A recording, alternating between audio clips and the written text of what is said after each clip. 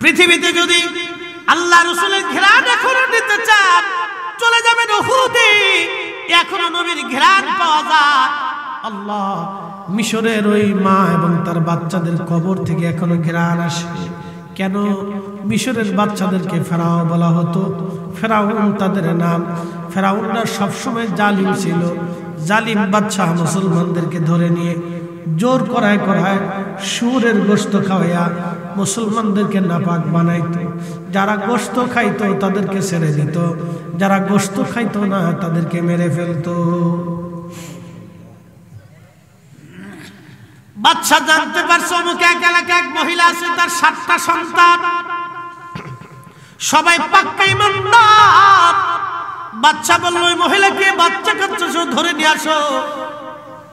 মহিলাকে ধরে নিয়ে আসা হলো, ছেলে সন্তান সহ।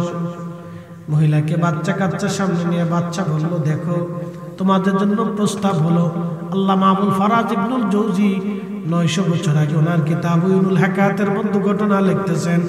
দালাইলুন নবুওয়াতের ভিতরেও ঘটনাটা এসেছে। আল্লাহর নবী মেরাজে যাওয়ার সময় ওই মহিলাদের কবরের পাশ দিয়ে যাওয়ার সময় আল্লাহর নবী তাদের কবর থেকে সুঘ্রাণ পেয়েছিলেন। জিবরাইলকে বললেন, জিবরাইল এত সুঘ্রাণ এই কবরে কারণ কি? জিবরাইল তখন ব্যাখ্যা করেছিল, ইয়া রাসূলুল্লাহ, তারা দ্বীনের জন্য কালেমার জন্য শহীদ হয়েছিল সপরিবারে। আল্লাহ তাদের কবর থেকে সুঘ্রাণ এখনো পাঠায়, এখনো মিশর থেকে সেই সুঘ্রাণ পাওয়া যায়। একবার জোরে বলা যাবে কি মারহাবা?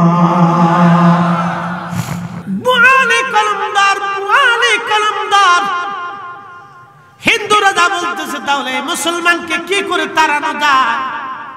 অদৃশ্য শক্তি কি করে নষ্ট করা যায় বলো? সাধু সন্ন্যাসীরা বলল, মহারাজ মুসলমান হারাম খায় না, মুসলমান হারাম খাইলে দোয়া কবুল হয় না। মুসলমান হারাম খায় না, হারাম খাইলে দোয়া কবুল হয় না। মুসলমান হারাম খায় না, হারাম খাইলে তার আধ্যাত্মিক পাওয়ার থাকে না। যে কোনো মূল্যে তারা হারাম খাওয়াইতে হবে। বলে মুসলমানের কাছে হারাম কি? বলে শুয়োরের গোশত মুসলমানের কাছে হারাম। রে এই বাদামওয়ালা, এটা কি বাদাম নাকি? এদিকে খাইলে তোর জ্বালা ওয়াজ করতে পারতাম না। শেষ নিয়ে আয়, নিয়ে আয়, নিয়ে আয়।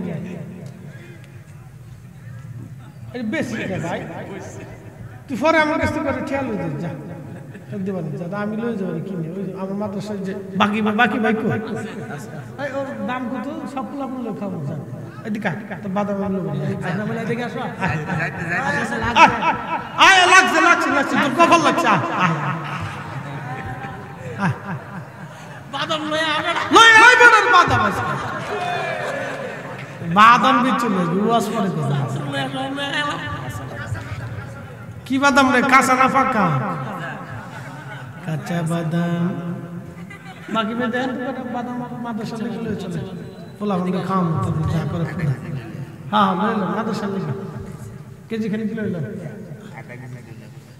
মাদ্রাসার পোলা ভান্ডে খাইব। মারহাবা কর না। গরিব মানুষ কয়টার ব্যবসা ঘুরতেছে। যদি না বেছে তোর বাবু বউয়ার থেকে চাচ্ছে, তাই না? ধমক দিয়ে বের করে দিলে তো যাইব। আমি কিছু কিনে নিয়েছি ওই লোকের 1 কেজি 2 কাজ সারা। মারহাবা বলবেন না? দোকানে রাস্তাঘাটে যায় দেখবেন কিছু কিছু ছোট ছোট ব্যবসায়ী, কয়টা মুরব্বী, কয়টা কলা লিয়ে বই দিচ্ছে। আছে না এরকম? পারলো ওনাদের কাছ থেকে কিছু কিনে চুরি করে। সে আমাদের দেশের কুকুর চুরি করে। গরিব মানুষ কয়টা কলা বইছে, কয়টা চাল কিনে খাবে। ঠিক কিনা? এগুলো করতে হবে। কোন ইবাদত আল্লাহ কবুল করবে জানি না। টান্ডালবাসী মনোযোগ দেন। মুসলমান হারাম খায় না, হারাম খেলে মুসলমানের আধ্যাত্মিক পাওয়ার থাকে না। বলে কি হারাম? বলে শুয়োরের গোশত হারাম। বাদশাহ শুয়োর আনলেন, জবাই করলেন, গোশত ফ্রাই করলেন রান্না বান্না করে। আল্লাহর ওলি মুআলি কলমদর রাহমাতুল্লাহ দরগায় পাঠায় দিলেন। খাদেমরা বড় খুশি, বাদশাহ গরুর গোশত পাঠাইছে। কিন্তু খাদেমরা তো জানে না শুয়োরের গোশত। আল্লাহ রাব্বুল আলামিন ওয়ালি কলমদরের কাছে আল্লাহ মেসেজ পাঠাইলেন। না নাস্তে হয়ে গেল নজরে বলেন, আল্লাহ মেসেজ পাঠাইলেন। আমাদের মোবাইলে মেসেজ আসে, আমার মোবাইলে কি মেসেজ আসলো আপনি দেখেন না, আমি ছাড়া কেউ দেখবে না। আমি যদি ইচ্ছা করি আমি শুধু দেখবো, আর কেউ দেখবে না, ঠিক তাই বোয়ালি কলমদরের কাছে আল্লাহর পক্ষ থেকে মেসেজ আসলো। মেসেজ আসার পরে আমার আল্লাহ রাব্বুল আলামিন হযরত বোয়ালি কলমদরকে জানাই দিলেন, বন্ধু এটা শুয়োরের গোশত, গরুর গোশত না, এটা খাওয়া যাবে না, এটা হারাম। একবার জোরে বলা যাবে কি মারহাবা? তাহলে বলেন ওলির দরকার আছে না নাই? পাওয়ার আছে না নাই? ওলি আল্লাহর বাংলাদেশ, শহীদ গাজীর বাংলাদেশ, রহম করো আল্লাহ, রহম করো আল্লাহ। এ শাহজালালের বাংলাদেশ, শাহপরানের বাংলাদেশ, রহম করো আল্লাহ, রহম করো আল্লাহ।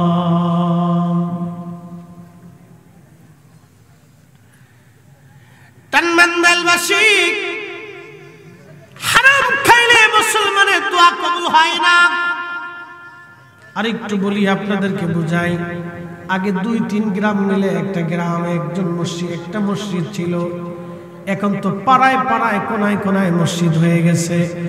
বেশি মসজিদ হওয়া কিয়ামতের আলামত। কি কথা কন না কেন? ঝগড়া বাঁধলে মসজিদ হয়। আমার নিজের গ্রামে মিলাদ কি আপনি ঝগড়া কইরা মসজিদ বানাইছেন একটা? এই মসজিদ তো মসজিদ দেওয়া যায়। আমার লাগে এই মসজিদে কি করে মসজিদ হবে? এটা কিয়ামতের আলামত। আমরা মিলাদ করি, তারা মিলাদ করবে না, এই জন্য মসজিদ আলাদা বানাইছে। পয়সা থাকলে মসজিদ বানানো হয়, মিলাদ নিয়ে ঝগড়া করে মসজিদ বানাইছে। আমরা বললাম বাপের পূর্বপুরুষের দেওয়া মসজিদ, শত শত বছরের মসজিদ ছেড়ে দিয়ে আজারে বানাইলে বেদাতি মসজিদে নামাজ পড়া যাবে না। কথা কন না কেন? ঠিক কিনা? টানমান্দালবাসী খুব মনোযোগ দিন। সারা গ্রাম মিলে একটা মসজিদ, মসজিদের মোল্লাকে মুন্সি বলা হতো, মোল্লা বলা হতো। আল্লাহু আকবার। মোল্লার কেরাত ছিল আলহামদুলিল্লাহি রাব্বিল আলামিন আর রহমানির রহিম মালিক ইয়াউমিদ্দিন ইয়াকা না'বুদু ওয়া ইয়াকা নাস্তাঈন। কি কথা ঠিক আছে না? ঠিক। পানির মধ্যে ফু দিছে, যে রোগের নিয়ত করে পানির মধ্যে ফু দিল, আল্লাহ আল্লাহ সূরা ফাতিহা পড়ে মুন্সি ফু দিল, পানি আর পানি থাকে না, এটা রোগের ওষুধ হয়ে গেছে। কথা কন না কেন? আরো শুকরিয়া করি সে আল্লাহ যিনি শ্রেষ্ঠতম রাসূল, সর্বকালের সর্বশ্রেষ্ঠ মহামানব, ইমামুল মুরসালিন, রাহমাতুল লিল আলামিন, সাইয়্যিদুল কাউনাইন ওয়াস সাকালাইন, হাবিবুল্লাহ, আল্লাহর প্যারা মেহবুব নবীর উম্মত হিসেবে আল্লাহ আমাদেরকে মঞ্জুর করেছেন। 1.25 লক্ষ নবীর উম্মত না বানাইয়া সব নবীদের শিরোতাজের উম্মত বানিয়েছেন। সেই জন্য আল্লাহর আসমানে আমরা একসাথে সকলে শুকরিয়া আদায় করে বলি আলহামদুলিল্লাহ। আজকের মাহফিলে এসে আপনারা খুশি না বেজার? তাহলে একসাথে বলি তো আল্লাহু আকবার, নারে তাকবীর, নারে রিসালাত, নারে গাউসি, টানমাইন্দাই দরবার শরীফ, পুরুষে শান মুস্তাফা, নারে তাকবীর। খুব মনোযোগ দিয়ে আমি কোরআন শরীফ থেকে কয়েকটা আয়াত পড়েছি। ইয়া আইয়ুহাল ইনসান, হে মানব জাতি, মা গররাকা বিরাব্বিকাল কারীম, কে তোমাকে আল্লাহ থেকে, রব থেকে জুদা করল, আলাদা করে দিল? কে তোমাকে আল্লাহ থেকে জুদা করল? কিসে তোমাকে আল্লাহ থেকে জুদা করল? আজকে এখানে আমরা যারা বসেছি এবং যারা বাহিরে আছে সবাই কি সমান হবে? আমরা ভিতরে যারা বসছি তারা আখেরাত কেনার জন্য বসেছি, আর দোকানে রাস্তাঘাটে যারা দুনিয়ার লটপটি চটপটি খাবার বাদাম চানাচুর দুনিয়ার কেনাকাটা, তারা দুনিয়ার কেনাকাটায় ব্যস্ত। প্রিয় উপস্থিতি, লটপটি চটপটি খাবার দাবার দুনিয়ার সামান্য সামগ্রী কিনে নিজেকে কেউ সন্তুষ্ট করবে, নিজের সন্তানকে খুশি করবে, নিজের স্ত্রীকে খুশি করবে, এই খুশিটা সাময়িক সময়ের জন্য। কিন্তু আমরা যেখানে বসলাম আজকের এই কেনাকাটাটা চিরস্থায়ী এক জান্নাতের জন্য, যে জান্নাতটা কখনো চোখ কল্প দেখে নাই এবং হৃদয় কল্পনা করে নাই। জান্নাত এত সুন্দর হবে কোন চোখ কোনদিন দেখে নাই, হৃদয় কখনো কল্পনা করে নাই। একটা চোখ ওই জান্নাত পরিদর্শন করেছেন, তিনি রাহমাতুল লিল আলামিন। একবার জোরে বলা যাবে আল্লাহু আকবার। জাযাউহুম ইনদা রাব্বিহিম জান্নাতু আদনিন তাজরি মিন তাহতিহাল আনহার।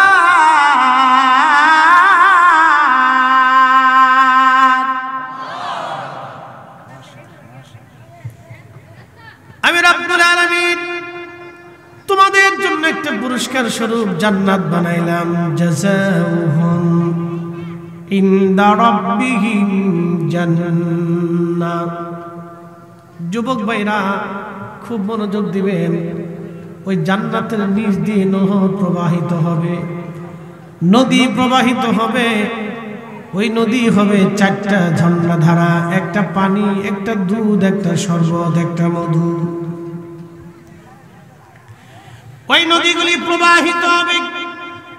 কতদিন দুনিয়ার এই জান্নাতে কতদিন আপনি থাকবেন? আল্লাহ তাও কোরআনে বলে দিলেন, আল্লাহ বলে দিলেন খালিদিনা ফিহা আবাদা।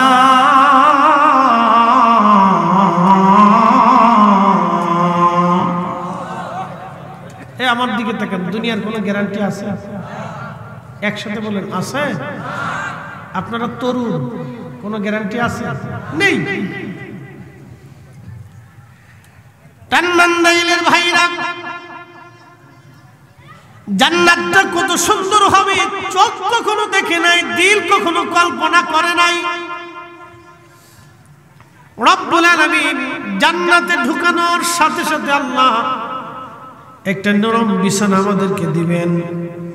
ও টানমান্দাইলের মুসলমান, যেহেতু কোরআনে আসছে, হাদিসের কিছু নমুনা ব্যাখ্যা বলে দিয়ে যায়।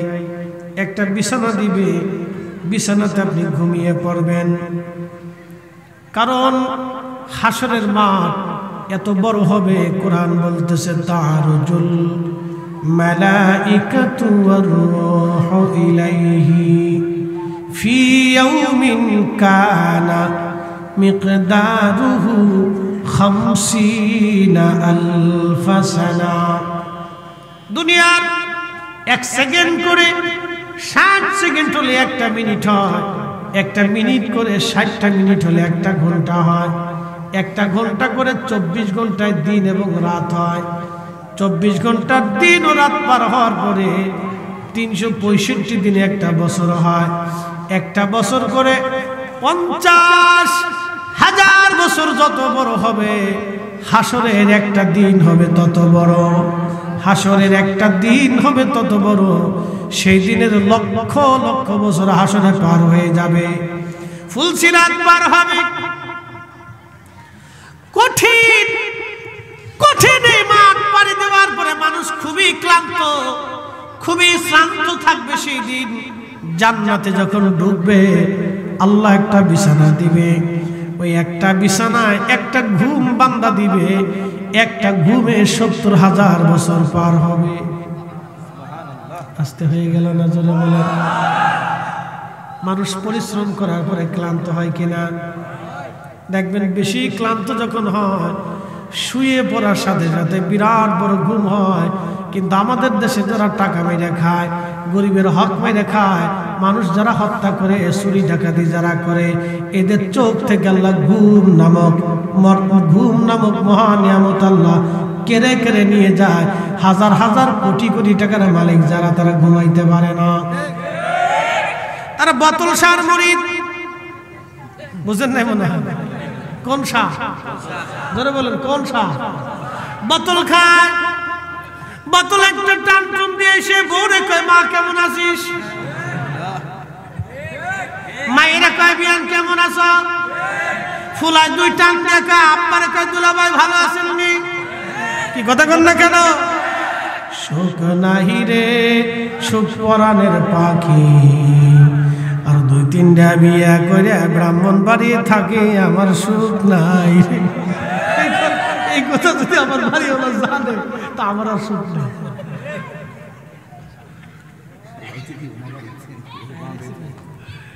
খুব মনোযোগ দিয়ে, হারামে কখনো আরাম নাই, হারামে হারামে আরাম নাই। ইসলাম কি, ধর্ম কি বুঝে যাবেন। সুফিরা কেন সুফি হয়েছে, ওলিরা কেন ওলি হয়েছে, ওলিরা কেন ওলি হয়েছে বুঝে যাবেন আজ। আজকে আমার দেশের একদল বেঈমান বের হয়ে গেছে, ওলিদের মানে না। এদেশ ওলি আল্লাহর জমিন, ওলি আল্লাহ ছাড়া এদেশে ইসলাম আসে নাই। ওলি আল্লাহর দেওয়া ইসলাম ছাড়া কোনো ইসলাম আমরা মানি না। কথা বলেন ঠিক কিনা?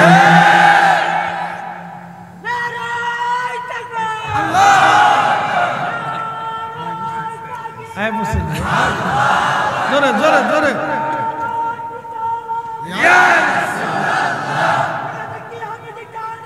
আমরা আছি সেখানে, আমরা আছি সেখানে,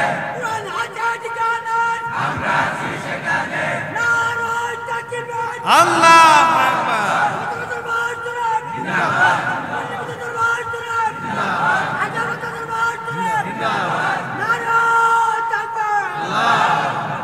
আর দরবার নাই না,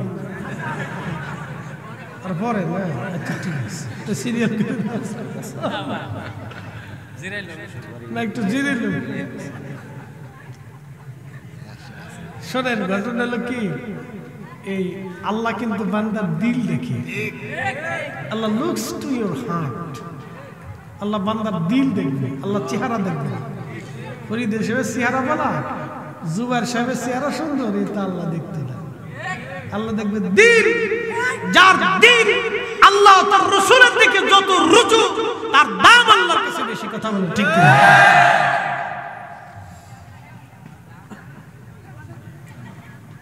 আপনাদেরকে আরো বলে দিয়ে যাই, শুয়োরের গোশত, এই উঠুসকে মুতে ধরছিল আজকে, উপায় নেই, কি রে ধরে গেছে গা, ডায়াবেটিস মেরে ফেলছে। এটার নাম হচ্ছে মুতের বেড়া।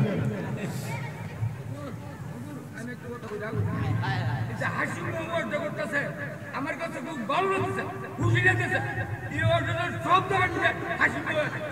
ঠিক আছে,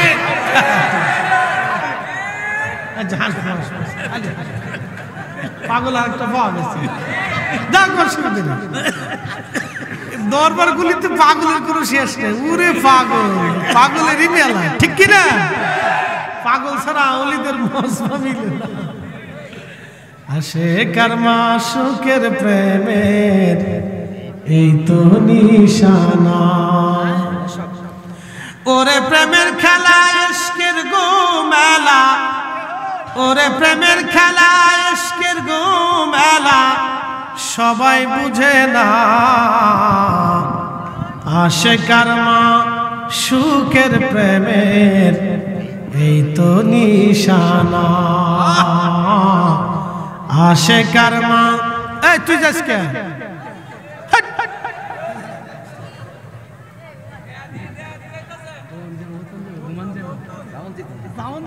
না না না, প্রয়োজন হয়ে পড়বি, যাও দেবো না, উঠা যেত না। উঠলে উঠলে গুণা হইব, গুণা গুণা, উঠা যেত না, বই থাকতে। শরের গোশত, কিসের গোশত? শুয়োরের গোশত, রুটি দিয়া, তন্দুল দিয়া, আর এই উঠিস না কিন্তু সাবধান,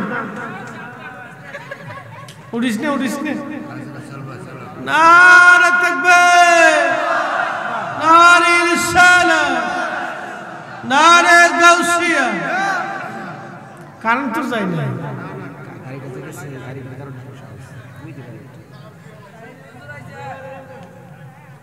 আসতেছে আসতেছে, অসুবিধা নেই, দাঁড়া, আসতেছে মেডিসিন আসতেছে।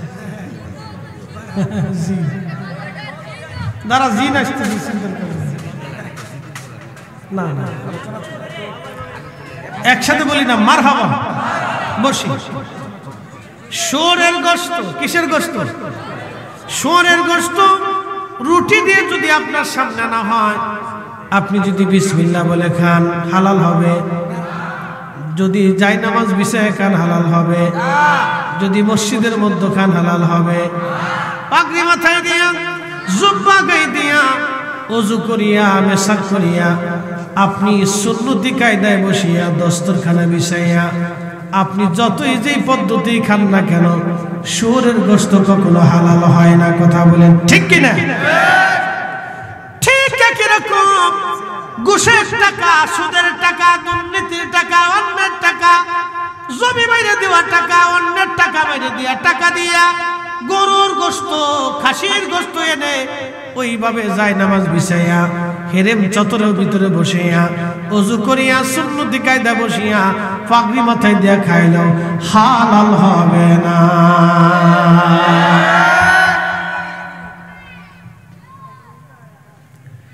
বিশ্ববিখ্যাত আল্লাহর একজন ওলি, তার নাম হযরত আবু আলী কলমদার। আবু আলী কলমদার,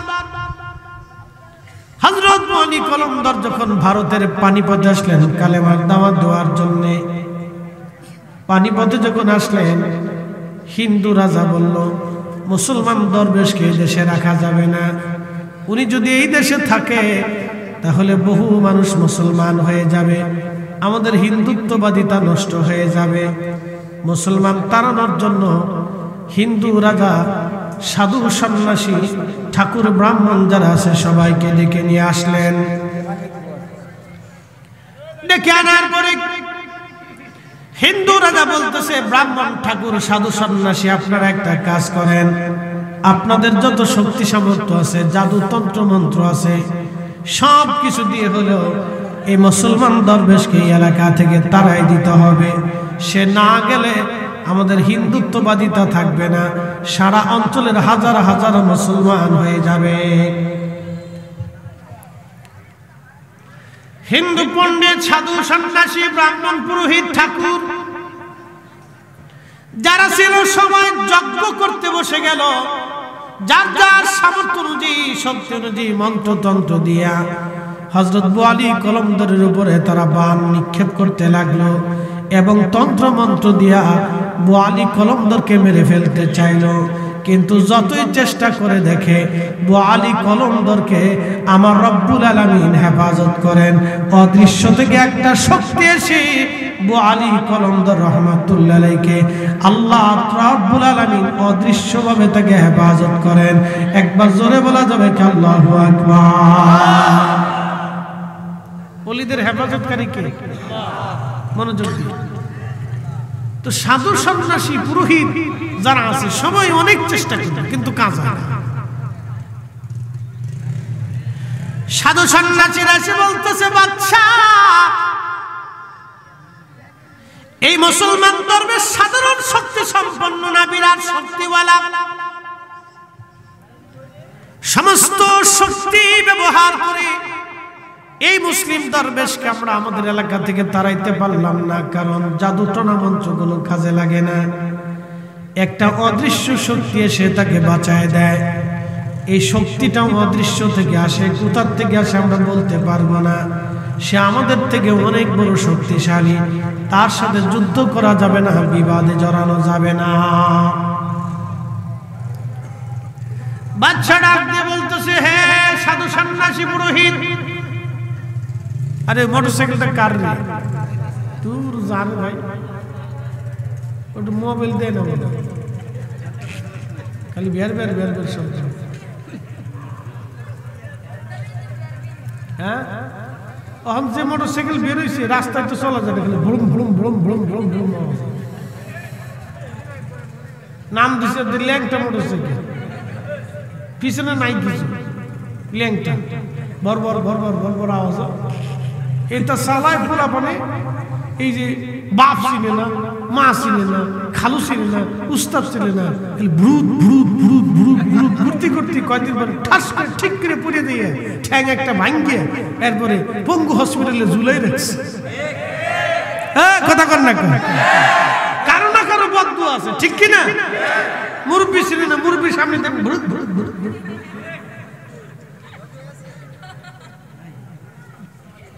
এগুলো করা যাবে না। একবার যদি ফিরে যান তাহলে আর উঠতে পারবেন না। কি কথা খারাপ করছি রে? ফিরে গেলে আর উঠা যাইব? এমন মোটরসাইকেল এমন একটা জিনিস, একবার যদি ফিরে যায় আর উঠার কেটে দেয়। অতএব এটা চালাইতে হলে হিসাব করে চালাইতে হইব। জীবন তো 2-1 দিনের জন্য না। হ্যাঁ, সে বউয়ের কাছে বিয়ে থা করতে গেলে বউ বড় খেলে লেগড়ে লেগড়ে যাবে। শ্বশুর বাড়ির লোকজন কি রে বর দেখি লেগড়ে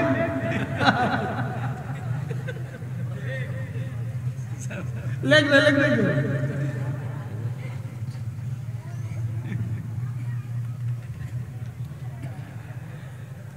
মুসলমান এলাকাবাসী, আখাউড়াবাসী, বুয়ালি কলমদার, বুয়ালি কলমদার, হিন্দুরা যা বলতেছে তাহলে মুসলমানকে কি করে তাড়ানো যায়, অদৃশ্য শক্তি কি করে নষ্ট করা যায় বলো? সাধু সন্ন্যাসীরা বলল, মহারাজ মুসলমান হারাম খায় না, মুসলমান হারাম খাইলে দোয়া কবুল হয় না, মুসলমান হারাম খায় না, হারাম খাইলে দোয়া কবুল হয় না। মুসলমান হারাম খায় না, হারাম খাইলে তার আধ্যাত্মিক পাওয়ার থাকে না, যে কোনো মূল্যে তারা হারাম খাওয়াইতে হবে। বলে মুসলমানের কাছে হারাম কি? বলে শুয়োরের গোশত মুসলমানের কাছে হারাম। রে এই বাদামালা, এটা কি বাদাম নাকি? এদিক লয় এদিক লয় আমি খাই লাই দা, তোর জ্বালা ওয়াজ করতে পারতাম না। শেষ নিয়ে আয় নিয়ে আয় নিয়ে আয়, বেশি ভাই তুই পরে আমার কাছ থেকে খেয়াল হয়ে যা, দেবানি যা, আমি লয়ে যাবো কিনে। ওই আমার মাদ্রাসায় যে বাকি বাকি ভাই কো ওর দাম কত? সব আপনি লোক খাবো যা, এদিকে তোর বাদাম এদিকে আসো। আয় লাগছে লাগছে লাগছে, তোর কপাল লাগছে। বাদাম লয়ে লয়ে আইবে না, বাদাম আছে, বাদাম বিচুল ওয়াজ করে কি বাদাম রে? কাঁচা না পাকা? কাঁচা বাদাম বাকি দেন বাদাম মাদ্রাসা লিখলে চলে, পোলা আমাকে খাওয়াম তারপর যা করে খোলা। হ্যাঁ লইলাম মাদ্রাসা লিখে কেজি খানি কি লইলাম, মাদ্রাসার পোলা বলে খাইবে। মার হাওয়া কর না, গরিব মানুষ কয়টার ব্যবসা ঘুরতেছে, যদি না বেছে তোর বাবু বউ বাচ্চা কাচ্চা আছে, তাই না? ধমক দিয়ে বের করে দিলে তো যাইব না। আমি কিছু কিনে নিয়েছি, ওই লোকের 1 কেজি 2 কাজ সার। মার হামা বলবেন না? দোকানে রাস্তাঘাটে যায় দেখবেন কিছু কিছু ছোট ছোট ব্যবসায়ী, কয়টা মুরব্বী, কয়টা কলা লিয়ে বই দিচ্ছে, আছে না এরকম? পারলো ওদের কাছ থেকে কিছু কিনে চুরি করে, সে আমাদের দেশের কুকুর চুরি করে। গরিব মানুষ কয়টা কলা বইছে, কয়টা চাল কিনে খাবে, ঠিক কিনা? এগুলো করতে হবে। কোন ইবাদত আল্লাহ কবুল করবে জানি না। টান্ডালবাসী মনোযোগ দেন, মুসলমান হারাম খায় না, হারাম খেলে মুসলমানের আধ্যাত্মিক পাওয়ার থাকে না। বলে কি হারাম? বলে শুয়োরের গোশত হারাম। বাদশাহ শুয়োর আনলেন, জবাই করলেন, গোশত ফ্রাই করলেন রান্না বান্না করে, আল্লাহর ওলি মুআলি কলমদার রাহমাতুল্লাহ আলাইহির দরগায় পাঠায় দিলেন। খাদেমরা বড় খুশি, বাদশাহ গরুর গোশত পাঠাইছে, কিন্তু খাদেমরা তো জানে না শুয়োরের গোশত।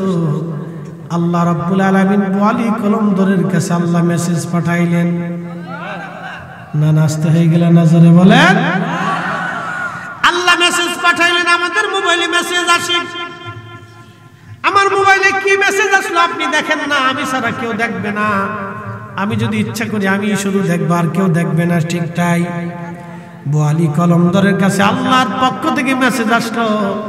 মেসেজ আসার পরে আমার আল্লাহ রাব্বুল আলামিন হযরত বোয়ালি কলমদরকে জানায় দিলেন, বন্ধু এটা শুয়োরের গোশত, গরুর গোশত না, এটা খাওয়া যাবে না, এটা হারাম। একবার জোরে বলা যাবে কি মারহাবা? তাহলে বলেন ওলির দরকার আছে না নাই? পাওয়ার আছে না নাই? ওলি আল্লাহর বাংলাদেশ, শহীদ গাজীর বাংলাদেশ, রহম করো আল্লাহ, রহম করো আল্লাহ। এ শাহজালালের বাংলাদেশ, শাহপরানের বাংলাদেশ, রহম করো আল্লাহ, রহম করো আল্লাহ।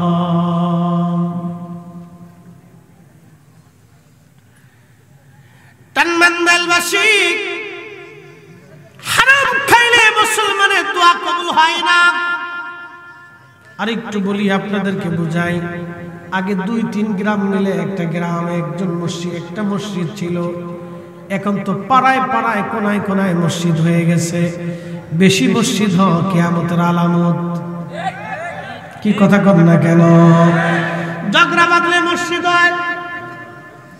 আমার নিজের গ্রামে মিলাদ কি আপনি ঝগড়া কইরা মসজিদ বানাইছেন একটা? এই মসজিদ তো মসজিদ দেওয়া যায়। আমি বললাম এই মসজিদে কি করে মসজিদ হবে? এটা কিয়ামতের আলামত। আমরা মিলাদ করি, তারা মিলাদ করবে না, এই জন্য মসজিদ আলাদা বানাইছে। পয়সা থাকলে মসজিদ বানানো হয়, মিলাদ নিয়ে ঝগড়া করে মসজিদ বানাইছে।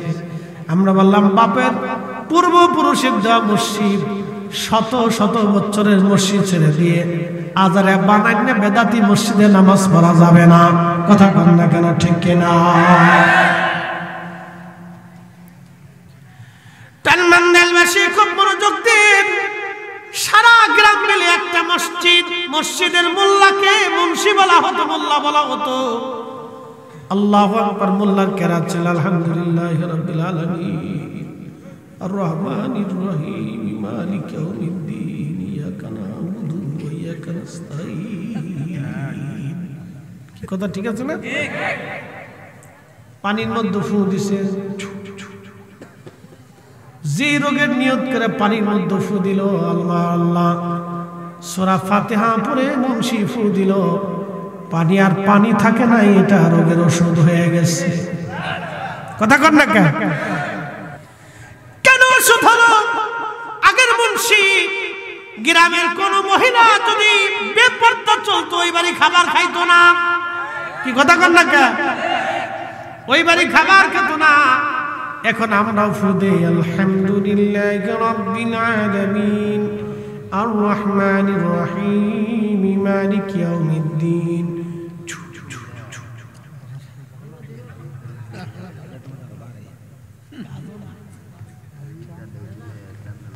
গিয়ার দেয় স্টার্ট লয় লয় লয় না, মানে নজল ভালো না। কি কথা কন না কেন? নজল ভালো না। আগের মুন্সির নজল ছিল পাকা, স্টার্ট মারার সাথে সাথে স্টার্ট উঠে গেছে, নজল ছিল পাকা। এখন আমাদের নজল হয়ে গেছে নষ্ট।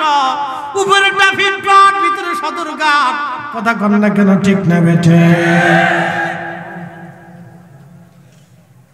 আগের যুগের আলেমদের কত দাম ছিল দেখেন। গ্রামে আম হইতো, জাম হইতো, কলা কাঁঠাল আসলে হুজুরের দাওয়াত করে দুধ আনিয়া সুন্দর করে আম দুধ খাওয়াইয়া, আমাদের ফরিদপুরে বলতো মোল্লা খাওয়াই না। কি খাওয়াই না? মোল্লা খাওয়াই না। সিজনের প্রথম ধান আসতেছে, ধান আসতেছে সামনে। ধান আসার পরে মসজিদের মুন্সি সাহেব, ইমাম সাহেবের দাওয়াত করে বাড়িতে মিলাদ পড়ানো হতো। তারপরে এই মিষ্টান্ন পাকাইয়া মিষ্টি খাওয়ানো হতো, মিলাদ হতো, দোয়া হতো। এখন মসজিদের মোল্লা আছে, যা ধানের জায়গা ধান আছে, কাঁঠালের জায়গা কাঁঠাল আছে, কিন্তু মোল্লার কপালে নাই। কারণ কি? মোল্লায় কয় মিলাদ হারাম, পাবলিকে কয় ফাইসি হারাম। এতদিন ফিরি ফিরি খাওয়াইছি, এবার দুধ দাম কিনে খাও।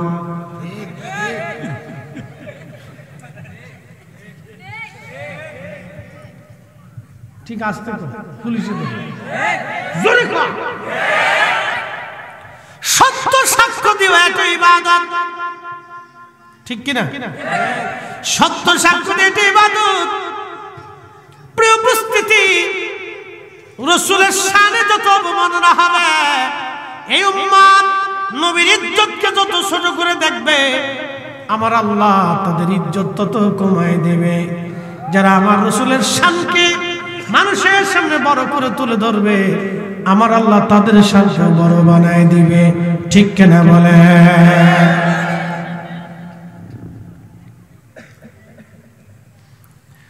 তানমান্দালবাসী খুব মনোযোগ দিবেন।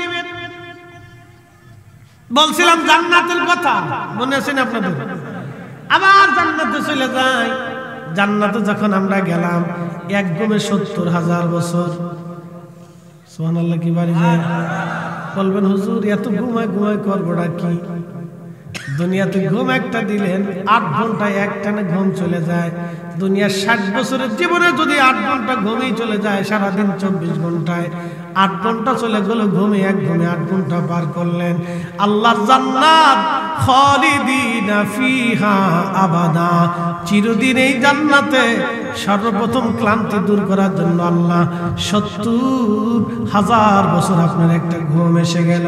ঘুম থেকে উঠে দেখতেছেন আপনার মাথার পাশে আপনার স্ত্রী পরমা সুন্দরী, আল্লাহ পাকের তৈরি হুর আপনার মাথার মধ্যে আলতো আলতো করে মেসেজ করতেছে, আমরা বাংলাদেশের পান খাওয়া বেডি না। ঠিক আছে, টিকটক করে সেরি না, নাম রাখছে বিয়ারা, বাবার জলে বসে না, ফুল ফেল করে রাস্তাতে কুতুম কুতুম করে আসে। ঠিক আছে,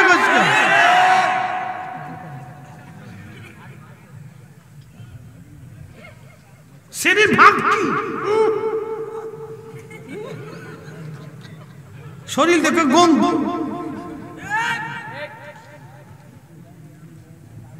যেটা নামাজ রোজা ঠিক মতো করে না, শরীর দিয়ে এমনি গন্ধ আসে। কি ঠিক আছে? বলকে টেস্ট করে দেখেন যান।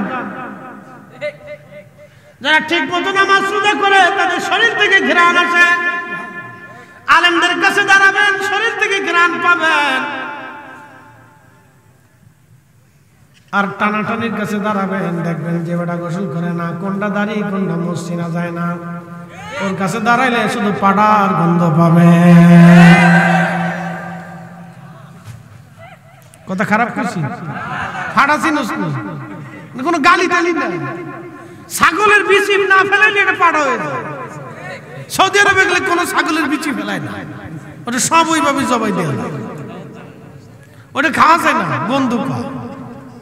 বাংলাদেশে তো খাওয়াই যায় না, এটা কি গন্ধ রে বাপরে বাপ। ওরা যতই সাবান শ্যাম্পু দিয়ে গোসল করে না, শরীর থেকে গন্ধ যায় না। এই জন্য শরীয়ত ব্যতীত, আল্লাহর দ্বীন ব্যতীত কোনো শান্তি নেই। কথা বলেন ঠিক কিনা?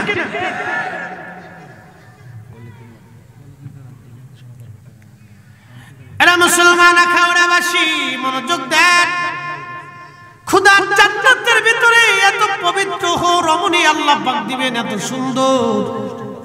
আল্লাহু আকবার। নবীজি বললেন, উম্মত রে, ঘুম ভেঙে যাওয়ার পরে সুন্দরী স্ত্রী, হুর নয়না বিরাম সুন্দর আল্লাহর জান্নাতের হুর, তুমি শুনে না আমার উম্মতেরা, তারা যদি শুধু আঙ্গুলটা দুনিয়ার মধ্যে পাঠাইতো, ওই আঙ্গুলের সৌন্দর্যে সূর্যের আলো নিভে যাইতো।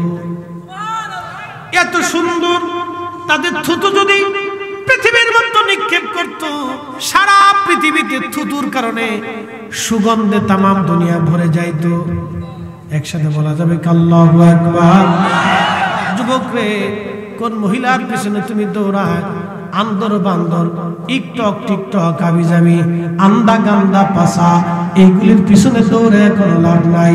নামাজি সুরসী, নামাজি পর্দানশীল পরহেজগার লাজুক আল্লাহ ওয়ালা দেখে যদি বিয়ে করতে পারো আল্লাহর কসম করে বলি জীবনে শান্তি পাইবা, নতুবা কপালে জাতুর বাড়ি আছে।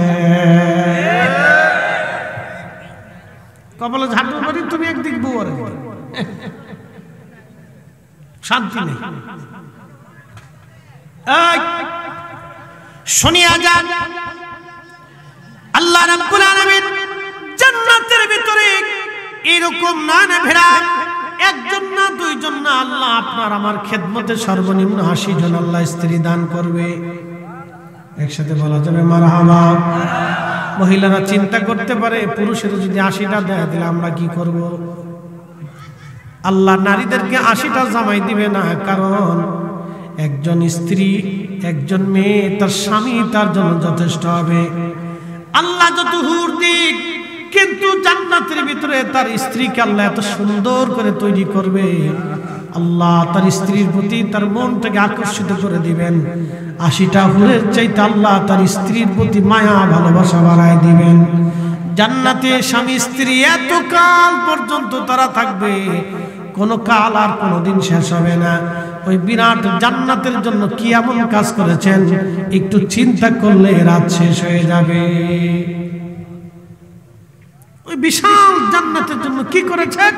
দুইটা জিনিস নিতে হবে, কোরআন আল্লাহ সেটা বলে দিয়েছেন। আল্লাযীনা আমানু ওয়া কানু ইয়াত্তাকুনা লাহুমুল বুশরা ফিল হায়াতিদ দুনিয়া ওয়া ফিল আখিরাহ। জান্নাতের আশা আছে? জান্নাতের বর্ণনা করতেছি। চোখ কখনো দেখে নাই, দিল কখনো কল্পনাও করে না এত সুন্দর হবে, এত সুন্দর। আপনি রাস্তা দিয়ে হেঁটে যাচ্ছেন, জান্নাতের ভিতরে আপনি হাঁটতেছেন, নয়নে বিরাম, পাখি উড়ে যাচ্ছে, মন চাইলো আল্লাহ ওই পাখিটা যদি আমি খেতে পারতাম। সাথে সাথে রব্বুল আলামিন পাখিটা নামাইয়া আপনার সামনে একেবারে রান্না বান্না করিয়া সুন্দর করে সঙ্গে সঙ্গে আপনার সামনে জান্নাতি গিলমানরা ওই পাখিটা আপনার সামনে নিয়ে আসবে। আপনি মন চাবেন, যত সময় চাবেন তত সময় খাবেন। দুনিয়ার বাথরুম, টয়লেট, পেশাব পায়খানার প্রয়োজন হবে না, আপনি খাবেন। খাওয়ার পর একটা ঢেক আসবে, ঢেকের মাধ্যমে আল্লাহ রাব্বুল আলামিন খাবারগুলিকে উধাও করে দিবেন।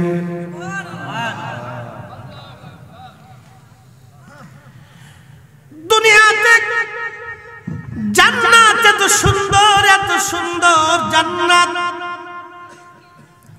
এই যুবকরা রে, জান্নাত যদি তোমাকে পেতে হয় দুনিয়া থেকে কি ঈমান কি এত দৃঢ় তোমাকে রাখতে হবে। মিশরের একটা মা, তার 7টা সন্তান, তাদের কবর এখনো আছে, কবর থেকে এখনো সুঘ্রাণ আসে। সুবহানাল্লাহ বলা যাবে না? কবর থেকে মিশরে এখনো সুঘ্রাণ আসে। পৃথিবীতে 2টা জায়গা আমার নবীর সুঘ্রাণ আপনারা পাবেন।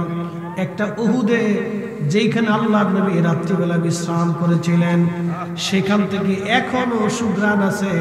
আমি নিজে ওইখানে ঘন্টা ব্যাপী বসে থেকে সুঘ্রাণ নিয়ে তারপরে এসেছি। আমি নিজে বসে দেখেছি। প্রথমবার যখন উমরায় গেলাম তখন তার কাটা দিয়ে ঘেরা, পুলিশ ঢুকতে দেয় না, এখানে যেতে দেয় না। এবছর হজে যাওয়ার পরে দেখলাম আল্লাহ তার কাটা কেটে ফেলে দিয়েছে, হাজিরা। খুবই ভালো। চিন্তা করলাম দিনে একবার গেলাম, গেরান নাই। চিন্তা করলাম রাত্রিবেলা একবার যাব। রাত্রিবেলা যাওয়ার জন্য মুনাজ্জিমকে সাথে করে নিয়ে হজে গেলাম। রাত্রিবেলা হুদে মদিনার থেকে চলে আসবো, হজ শেষ, একদিন মাত্র সময় আছে। একদিন রাতের আগের দিন রাত্রিবেলা আল্লাহ নাকি আমরা 4-5 জন আলেম একসঙ্গে গেলাম। আল্লাহু আকবার। ওই মালিকের কসম, যে মালিকের হাতে আমার জীবন এবং আমার মন, যার হাতে আমার জান্নাত, আমার ক্ষমা, আমার মাগফিরাত, ওই রব্বে করিমের কসম করে বলতেছি, আমরা কয়েকজন আলেম গেলাম। আল্লাহ ওইখানে যাওয়ার সঙ্গে সঙ্গে সুন্দর ঘ্রাণ বাতাসে বাতাসে বেশি আসতে লাগলো। যত কাছে যায় তত ঘ্রাণ, যত কাছে যায় রাত্রিবেলা তত ঘ্রাণ। ওইখানটা সিমেন্ট দিয়ে ঘিরে রাখা হয়েছে, জানালার মতো সহ্য করে কেটে রাখা হয়েছে। আমার বাকি ভাই ওই যে হজের কি বলে আপনার নুরিয়ান মুআল্লিম হয়েছেন হজের, বাকি ভাই যাবেন, বাকি ভাই যাচ্ছেন, উনি যে নিয়ে যাবেন। যদি কোনোদিন যাওয়ার সুযোগ হয়, দিনে গেলে হবে না, রাত্রে যেতে হবে। রাত্রিবেলা যাওয়ার পরে আল্লাহর কসম করে বলি, আমি উঠে সিমেন্টের ফাঁকা জায়গা দিয়ে মাথা তখন ঢুকাইলাম, লক্ষ্য করলাম ভিতর থেকে এত পরিমাণে সুঘ্রাণ আসতেছিল, পৃথিবীর কোন আতরে এই সুঘ্রাণ পাওয়া সম্ভব না। যে সুঘ্রাণটা উহুদ থেকে পেয়েছি। আল্লাহ আল্লাহ, আমরা দীর্ঘ সময় ওখানে এশার নামাজ পড়লাম, নফল পড়লাম, মিলাদ শরীফ পড়লাম, দুরূদ শরীফ পড়লাম, কয়েকবার ওইখানে দোয়া করলাম। চিন্তা করলাম এখন জান্নাতের ঘেরান আসতেছে, দোয়া কবুলের সময়। আল্লাহ ওই দিন কয়েকবার আল্লাহর দরবারে হাত তুলে তুলে আমরা সবাই একসাথে দোয়া করতে লাগলাম। ওইখান থেকে সোজাসুজি মদিনার সবুজ মিনারা গম্বুজ দেখা যায়। পৃথিবীতে যদি আল্লাহ রাসূলের ঘেরান এখনো নিতে চান, চলে যাবেন উহুদে, এখনো নবীর ঘেরান পাওয়া যায়। আল্লাহ, মিশরের ওই মা এবং তার বাচ্চাদের কবর থেকে এখনো ঘেরান আসে। কেন মিশরের বাচ্চাদেরকে ফেরাও বলা হতো? ফেরাউন তাদের নাম। ফেরাউনরা সবসময় জালিম ছিল। জালিম বাচ্চা মুসলমানদেরকে ধরে নিয়ে জোর করায় শুয়োরের গোশত খাওয়াইয়া মুসলমানদেরকে নাপাক বানাইতো। যারা গোশত খাইতো তাদেরকে ছেড়ে দিত, যারা গোশত খাইতো না তাদেরকে মেরে ফেলতো। বাচ্চা জানতে পারছো অমুক এক এলাকায় এক মহিলা আছে, তার 7টা সন্তান, সবাই পাক্কা ঈমানদার। বাচ্চা বলল ওই মহিলাকে বাচ্চা কাচ্চা সহ ধরে নিয়ে আসো। মহিলাকে ধরে নিয়ে আসা হলো, ছেলে সন্তান সহ। মহিলাকে বাচ্চা কাচ্চার সামনে নিয়ে বাচ্চা বলল, দেখো তোমাদের জন্য প্রস্তাব হলো। আল্লামা আবুল ফারাজ ইবনুল জৌজি 900 বছর আগে ওনার কিতাব উইনুল হাকায়াতের মধ্যে ঘটনা লিখতেছেন। দালাইলুন নবুওয়াতের ভিতরেও ঘটনাটা এসেছে। আল্লাহর নবী মেরাজে যাওয়ার সময় ওই মহিলাদের কবরের পাশ দিয়ে যাওয়ার সময় আল্লাহর নবী তাদের কবর থেকে সুঘ্রাণ পেয়েছিলেন। জিব্রাইলকে বললেন, জিব্রাইল এত সুঘ্রাণ এই কবরে কারণ কি? জিব্রাইল তখন ব্যাখ্যা করেছিল, ইয়া রাসূলুল্লাহ, তারা দ্বীনের জন্য, কালেমার জন্য শহীদ হয়েছিল সপরিবারে। আল্লাহ তাদের কবর থেকে সুঘ্রাণ এখনো পাঠায়, এখনো মিশর থেকে সেই সুঘ্রাণ পাওয়া যায়। একবার জোরে বলা যাবে কি মারহাবা? কষ্ট হচ্ছে আপনাদের? এটা জেনে যান। ইমাম আবুল ফারাজ ইবনুল জৌজি ওনার কিতাবের ভিতরে লিখছে। তো মহিলাকে ডাক দিয়ে বলতেছে, যদি শুয়োরের গোশত খাও তো তোমাদের জন্য আলাদা বাড়ি নির্মাণ করে দেব, রাজদরবার থেকে মাসিক ভাতার ব্যবস্থা করে দেব। মহিলা জবাব দিল, বাচ্চা, আল্লাহ যেটা হারাম করেছে দুনিয়ার বাচ্চার কথা, সেটা আমরা খেতে পারবো না। একসাথে বলবেন মারহাবা। কে হারাম করছে? একসাথে বলবেন কে? আল্লাহ হারাম করছে। আল্লাহ হারাম করছে। সুদ কে হারাম করছে? একসাথে বলবেন, একসাথে বলবেন। ইউনূস সাহেব 1000 বছর চেষ্টা করলো হালাল বানাইতে পারবো, ডক্টর ইউনূসে হারতনি। আমরা প্রধান উপদেষ্টা বানাই গেছি, খুশি ছোটে, বিরাট আনন্দ। বাপরে বাপ, কলা ঠিক বললো ঠিক, না ঠিক বললো ঠিক, কলা জেলা হয়ে পড়ল।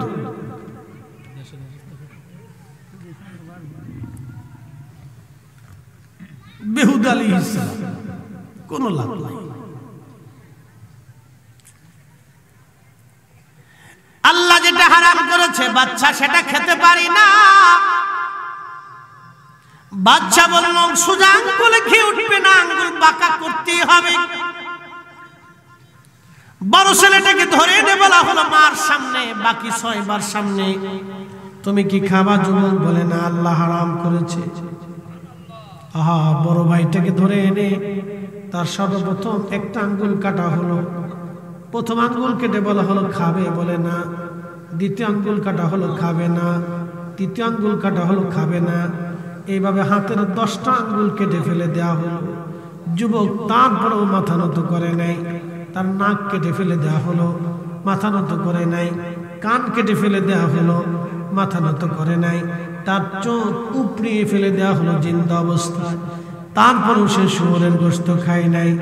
এইভাবে তার পা কাটা হলো, হাত কাটা হলো, তিলে তিলে তিলে তিলে তাকে কেটে কেটে টুকরা টুকরা করে শহীদ করা হলো।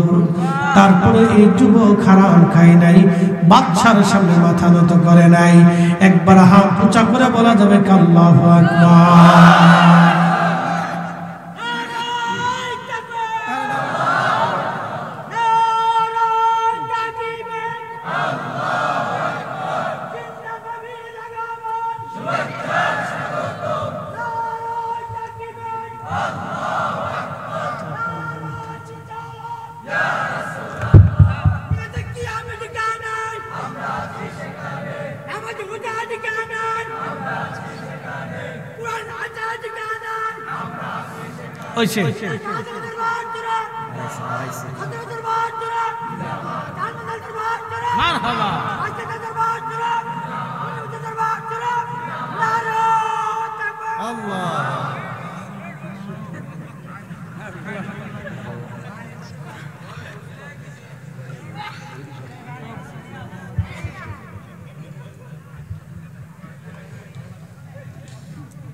না ঠিক আছে,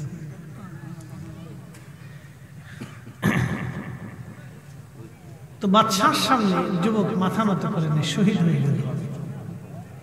বাকি 6 ভাই দেখতেছে, মা দেখতেছে।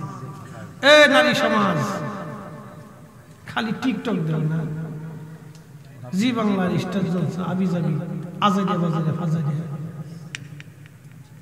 আর খালি চটপটি আর ফুচকার দোকানে দৌড়ায়। বাপরে বাপ, কি পরিমাণে খাইতে! এই ছাগলের জন্য খাই, তার সাথে বেশি কি কথা বললাম, ছাগলেরও ফেল করে দিচ্ছে। নাম দিছি বিসমিল্লাহ চটপটি হাউস।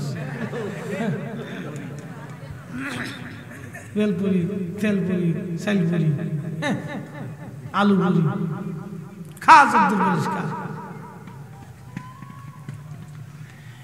নারী সমাজ, মা হলে এরকম মা হও। মায়ের সামনে বড় সন্তান শহীদ, মা লড়াচড়া করে না। যুবক ভাই হলে ভাইদের মতো হও, ভাইয়ের সামনে ভাই শহীদ, কথা বলে না। মেজো ভাইটাকে ধরে নিয়ে আসালো, যুবক খাবে বলে না। আল্লাহ যেটা হারাম করেছে, দুনিয়ার বাদশার কথায় সে হারাম খেতে পারি না। বাদশা বললেন, তেলের কড়াইয়ের মধ্যে তেল ঢেলে দাও, আগুন জ্বালিয়ে দাও, তৈল উত্তপ্ত করে এই যুবককে ধীরে ধীরে তেলের মধ্যে ছাড়ো। একসাথে যদি ছেড়ে দাও তো মরে যাবে, ধীরে ধীরে ধীরে ধীরে মারো। একটু চিন্তা করবেন, আপনি যদি কাউকে গুলি করেন তো খুব দ্রুত গতিতে মারা যাবে। মেরে ফেলে দেওয়ার জন্য দ্রুত গতিতে মারার পদ্ধতি আছে, কিন্তু বাচ্চার কথা, মারবো তো মরবে, কিন্তু ধীরে ধীরে মারবো। দ্বিতীয় ভাইটাকে ধরে এনে উত্তপ্ত তেলের মধ্যে ধীরে ধীরে ধীরে ধীরে ধীরে ধীরে নামানো হলো। ছেলেটা পুড়ে পুড়ে পুড়ে পুড়ে নিঃশেষ হয়ে কয়লা হলো। তারপরও মিথ্যার সামনে মাথা নত করে শুয়োরের গোশত খায় নাই। দ্বিতীয় ছেলেটা শহীদ হয়ে গেল। তৃতীয় ভাইটাকে ডেকে বলা হলো, শুয়োরের গোশত কি খাবে? তৃতীয় ভাইটা জবাব দিল, বাচ্চা তুমি দুর্বল, আর আমার মালিক আমার আল্লাহ সবল। আমি শক্তিশালী মালিকের হুকুম বাদ দিয়া দুর্বল বাচ্চার হুকুম মেনে আমি হারাম খেতে পারবো না। বাচ্চা ডাকতে বলতেছে, সৈন্যরাজও আমাকে দুর্বল বলেছে, ওর আল্লাহকে সবল বলেছে, ওকে মারবো, কিন্তু আরো কষ্ট দেব ওকে। যুবক থেকে শুলের মধ্যে চড়াইয়া তার চেহারা থেকে চামড়া উঠানো হলো। চেহারা থেকে চামড়া ছিলে ছিলে, গরু ছাগলের চামড়া ছুরি দিয়ে যেমনি ছিলা হয়, জীবন্ত একটা যুবকের চামড়া, মুখের চামড়া ছিলা হলো। সমস্ত শরীর থেকে তার চামড়া উঠানো হলো। আহা, শরীর থেকে চামড়া চলে গেল। রক্তক্ষরণে যুবক তিলে তিলে শহীদ হয়ে গেল। তারপরও সে মিথ্যার কাছে মাথা নত করে নাই। এরই নাম মুসলমান। তেলের গাড়ি তেলে চলে,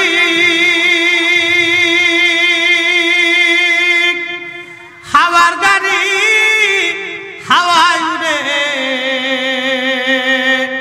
বিনা তেলে চালায় গাড়ি নবী সুলাইমান।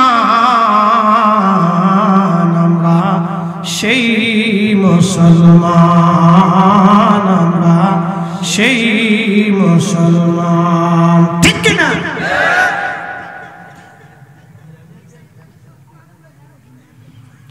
হাজিরিন, বাকি তিন ভাইকে এইভাবে তিলে তিলে হত্যা করা হলো। ও নারী সমাজ, মা যদি হতে চাও সেইভাবে মা হও। যেইভাবে মা হইলে মা, যেইভাবে মা হইলে মা হওয়া যায়, যেইভাবে মা হইলে মা হওয়া যায় নারী, ওই রকম মা হও, মা হওয়ার মতো মা হও।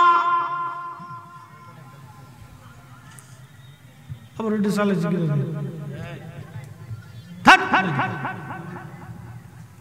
পরে শুনি বাকি শুনি পাইতি না তো কানে শুনিয়া যান তাকমান্ডলবাসী। এবার বাচ্চা ডাকতে বলতেছে, মহিলা তোর 6টা সন্তান হত্যা করেছি, কোলের একটা সন্তান এখনো বাকি আছে। যদি তোমার ওই ছোট্ট ছেলেটাকে বুঝাও, সেও যদি এক টুকরা শুয়োরের গোশত খায়, আমি তোমাকে তোমার বাচ্চা সহ ছেড়ে দিব।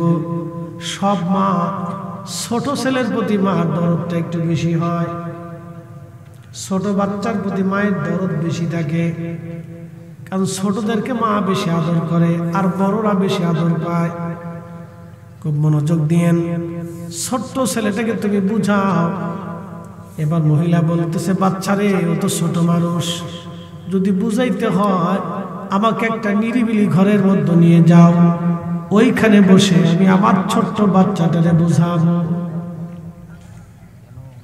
বাচ্চা মনে করছে ইমান বুঝি দুর্বল হয়ে গেছে, কিন্তু সে জানে না মুসলমানের দৌড় আল্লাহর আরশ পর্যন্ত। মুসলমানের দৌড় শুধু মসজিদ পর্যন্ত না, মুসলমানের দৌড় আল্লাহর আরশ পর্যন্ত। মহিলা বাচ্চাটাকে নিয়ে নির্দিষ্ট রুমের মধ্যে নিয়ে যা বলতেছে, বেটা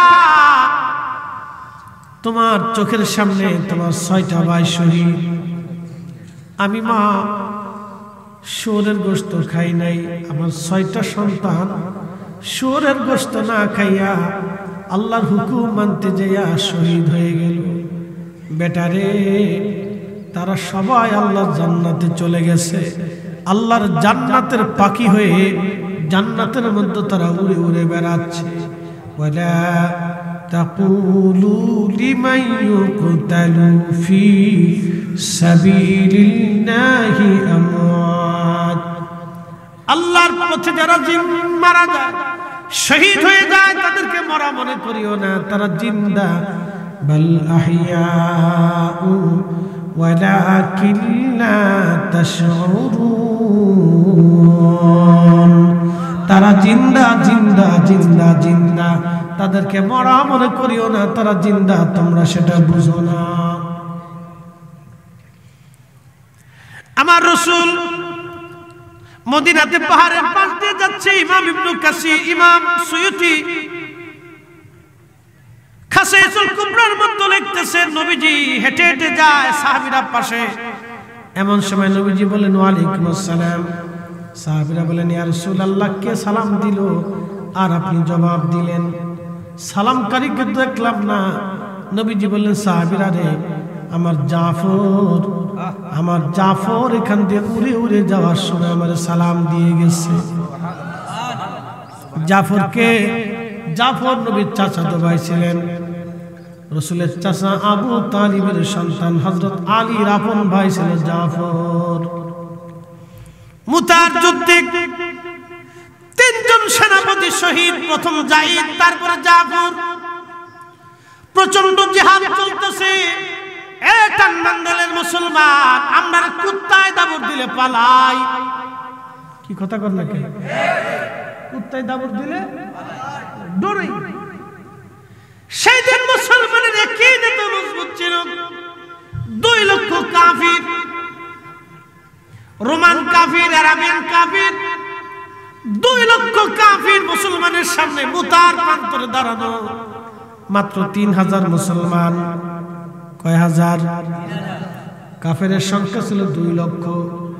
2 লক্ষ কাফেরের সঙ্গে মাত্র 3000 মুজাহিদ সেদিন জিহাদ করেছিল, পালাই নাই। একসাথে বলবেন আল্লাহু আকবার। তেলের গাড়ি তেলে চলে, হাওয়ার গাড়ি হাওয়ায় উড়ে, বিনা তেলে চালায় গাড়ি নবী সুলাইমান। আমরা সেই মুসলমান, আমরা সেই মুসলমান। ঘুমাই কিনা? নাক ডাকতেছে। ধাক্কা দেন, ধাক্কা দেন। আমার ওয়াজ মিষ্টি তো, এই জন্য বেশি মিষ্টি পেলে মানুষের ঘুম আসে। ঠিক কিনা? ডায়াবেটিসের লক্ষণ। মিষ্টি ওয়াজ না, এটা হলো সন্ধ্যা রাতের ওয়াজ। এই রাতে হলো ত্রিং ত্রিং তারং তুং চল, ঠিক আছে না? এই রাতে এই মজার ওয়াজ এই রাতে হয় না, আগের রাতের ওয়াজ। ভাই ভুল করে আমার এই রাতে দাওয়াত দিয়ে দিয়েছে। আমরা যদি কিন্তু বাদাসা করে যাতে বিরাট কায়দা হইতো। 8টা থেকে 10টা, 10টার সময় সালিশ আপনি দিয়ে দিলে 11:30 বাস হয়ে গেছিল। এরপরে জিকির ফিকির দিয়ে তারপর দিয়ে দিবেন, চলে যাবে সবাই। সিস্টেম হলো এটা ভালো হইতো, রাত 2টার ভিতরে শেষ। সবাই দেখতেন তাবারক শাহর মহব্বতে সব বসে রয়েছে। যত পোলাপান আছে সব গেদা গুদে লেদা ফেদা তাবারক শাহর মহব্বতে বসে থাকতো, যে কিছু না থাকলেও তাবারক আলাইহিস সালাম আছে।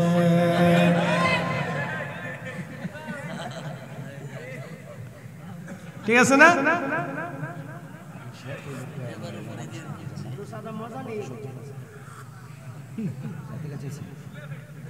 কাইতে রেছি আরেকটা দিয়ে সেজদা করে রেছি। দেখো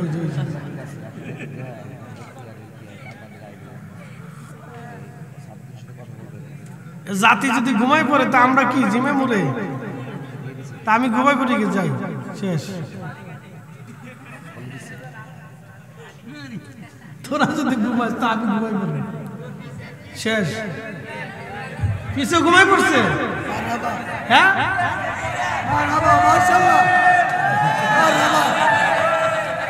তুই করতে আইস এই জিনিস করতে আইস।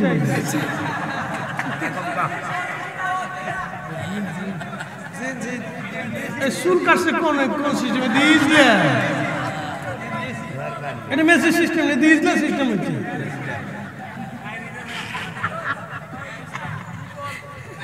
পাগল পাগল করতে আসে ভাই, বুঝলাম না কিছু। বহুত পাগল আছে, থাক থাক থাক থাক।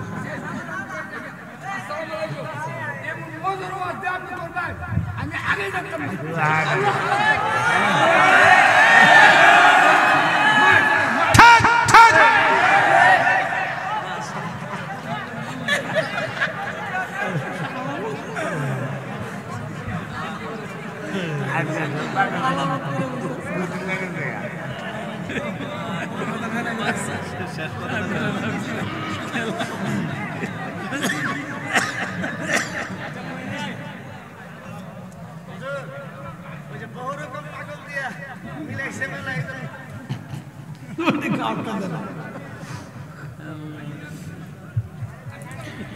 একসাথে বলে আল্লাহু আকবার। খুব মনোযোগ দিয়ে মুসলমান মহিলা তার ছেলেটাকে বলতেছে, বেটা 6টা ভাই তোমার শহীদ, তুমি যদি শুয়োরের গোশত খাও তোমার ভাইরা জান্নাতে থাকবে, তুমি জাহান্নামে চলে যাবা।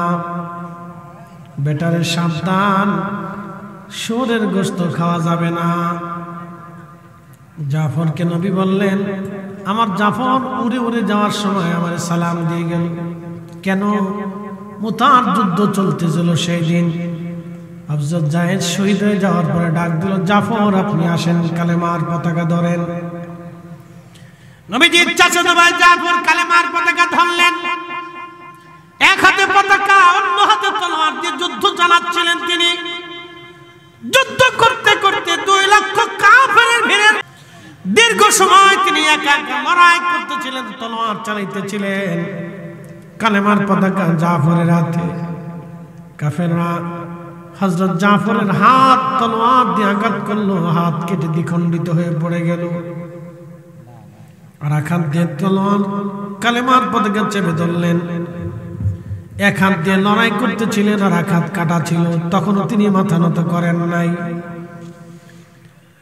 কালেমার পতাকা ধরেছিলেন তিনি। কাফেররা ওই হাতের উপরে তলোয়ার আঘাত করলো, ওই হাতটা কেটে ছিটকে জমিনের মধ্যে পড়ে গেল, কোনো হাত নাই। জাফর কালেমার পতাকা কামড় দিয়ে ধরলেন। একটাই চিন্তা, আমি জাফর শহীদ হব, কিন্তু এই পতাকা জমিনের মধ্যে পড়তে দেব না। আল্লাহু আকবার। নারা হাত উঁচু করে বলেন আল্লাহু আকবার। একটা মন্ডল থেকে আজকে নিয়ত করে যেতে হবে, সুন্নাতের জন্য, রাসূলুল্লাহর ইজ্জতের জন্য, এই ঈমান আকীদার জন্য, আউলিয়া কিরামের মহব্বতে, আল্লাহর দ্বীনের জন্য, জিহাদের ময়দানে যাওয়ার জন্য আমরা হযরত জাফরের মতো তৈরি থাকতে হবে। হাত উঁচু করে বলেন ঠিক না বেঠিক? নারে তাকবীর, আল্লাহু আকবার, নারে রিসালাত, ইয়া রাসূলুল্লাহ। নবী আলীর দুশমনেরা হুশিয়ার হয়, মিলাদুন নবীর আলো করে করে জালো, মিলাদ কিয়ামত যেখানে আমরা আছি সেখানে, কানমন্দার দরবার শুনে জিন্দাবাদ, ওলি আল্লাহ যেখানে আমরা আছি সেখানে, নূরের নবী যেখানে আমরা আছি সেখানে,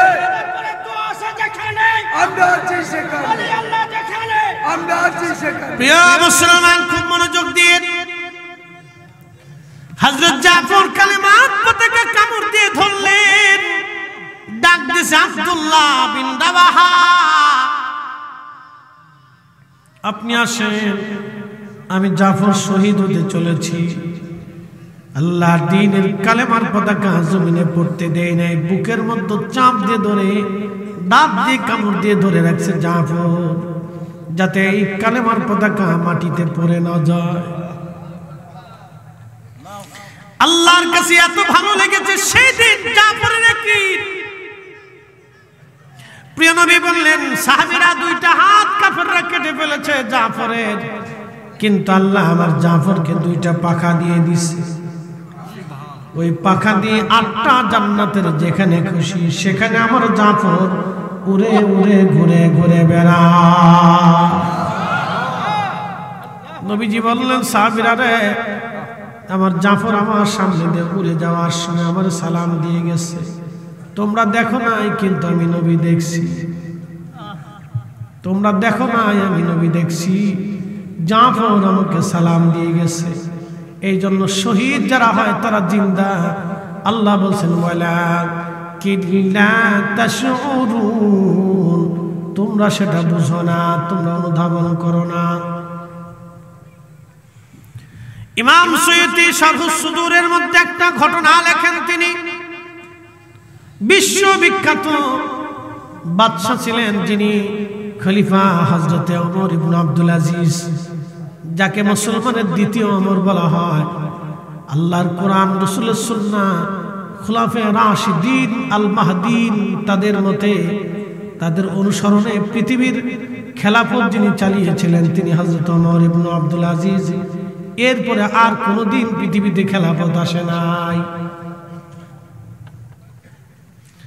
আল্লাহর নবী বলছেন আল খেলাফতু সালাসুনা সানা, পৃথিবীতে খেলাফত 30 বছর থাকবে, এরপরে আর কোনোদিন খেলাফত হবে না। খেলাফত থাকবে 30 বছর। 4 জন খলিফা 30 বছর খেলাফত চালু করেছিলেন। এই খেলাফতের মতো কেন খেলাফত আসবে না? আচ্ছা আপনাদেরকে বলি, আজকে যদি বাংলাদেশে ইসলামী ইমারত হয়, ইসলামী শাসন ব্যবস্থা চালু হয়, বলেন বাংলাদেশ থেকে কি ব্যাংক বন্ধ করা যাবে?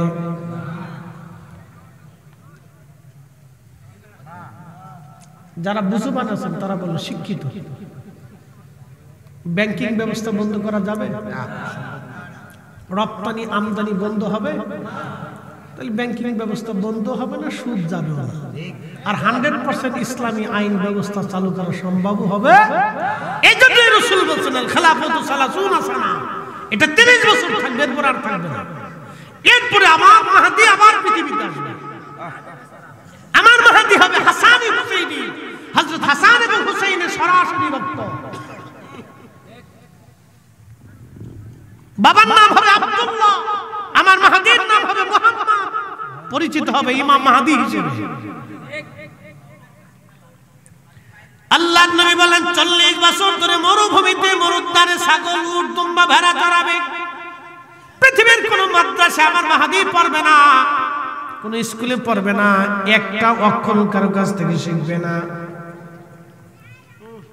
40 বছরের শেষ দিন সূর্য ডুবে যাবে, ওই দিন রাত্রিবেলা আল্লাহ মাহদির কালবের ভিতরে উলুমুল হাদিস, উলুমুল ফিকহ, উলুমুত তাফসীর, উলুমুল বালাগাত, লুগাত,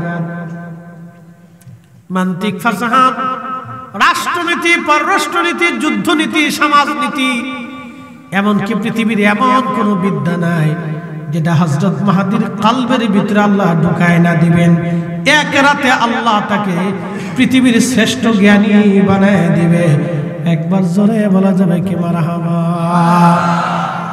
এই কয় রাতে? আজকে বুঝে যান একটা মশলা, কয় রাতে? জোরে বলেন, কয় রাতে? পৃথিবীর সব ইলম আল্লাহ তার কালবে ঢুকে দিবে। অথচ একটা অক্ষর হয় ঘুমাই জিম দেওয়া যাবে, এই হাদিস শুনতে হবে। এক রাতে, জোরে বলেন কয় রাতে? একসাথে বলেন কয় রাতে? এক রাতে মাহদির কালবে আল্লাহ ইলম ঢুকিয়ে দিবে। এখন প্রশ্ন করি, জবাব দিবেন এক রাতে মাহদির কালবে আল্লাহ ইলম ঢুকিয়ে দিবেন।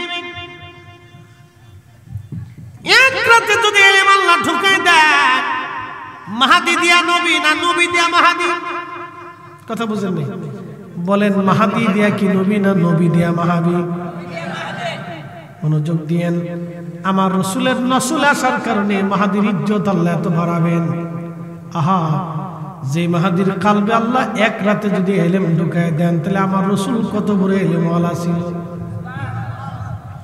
আমার ওই রাসূলের ইলম নিয়ে যারা প্রশ্ন তুলে, বলেন আমরা বেদাতি না হেরা বেদাতি? হ্যাঁ, বুঝছেন না? বুঝতে কইছে আমরা বেদাতি না হেরা? হেরা বেদাতি, আমরা বেদাতি না। এরাই অরিজিনাল বেদাতি, আমরা বেদাতি না। মনোযোগ দিয়ে যান ও টানমান্দাইলের মুসলমান, ভালো করে শুনে যান। হযরত ইমাম মাহদি এক রাতে আমার আল্লাহ তাকে ইলমওয়ালা বানাবেন।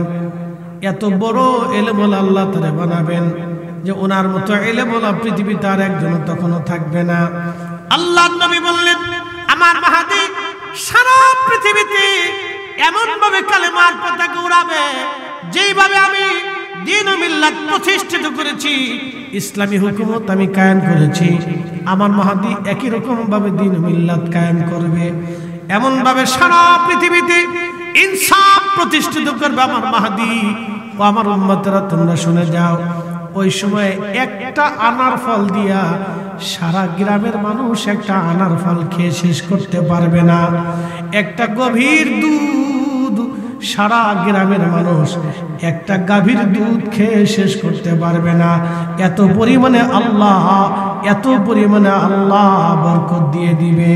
শুধু বরকত আর বরকত হবে। সেই সময় ফসল এত পরিমাণে হবে যে আল্লাহ এত পরিমাণে বরকত দিবে যে পৃথিবীতে কোথাও কোনো দুঃখের লেশ মাত্র থাকবে না।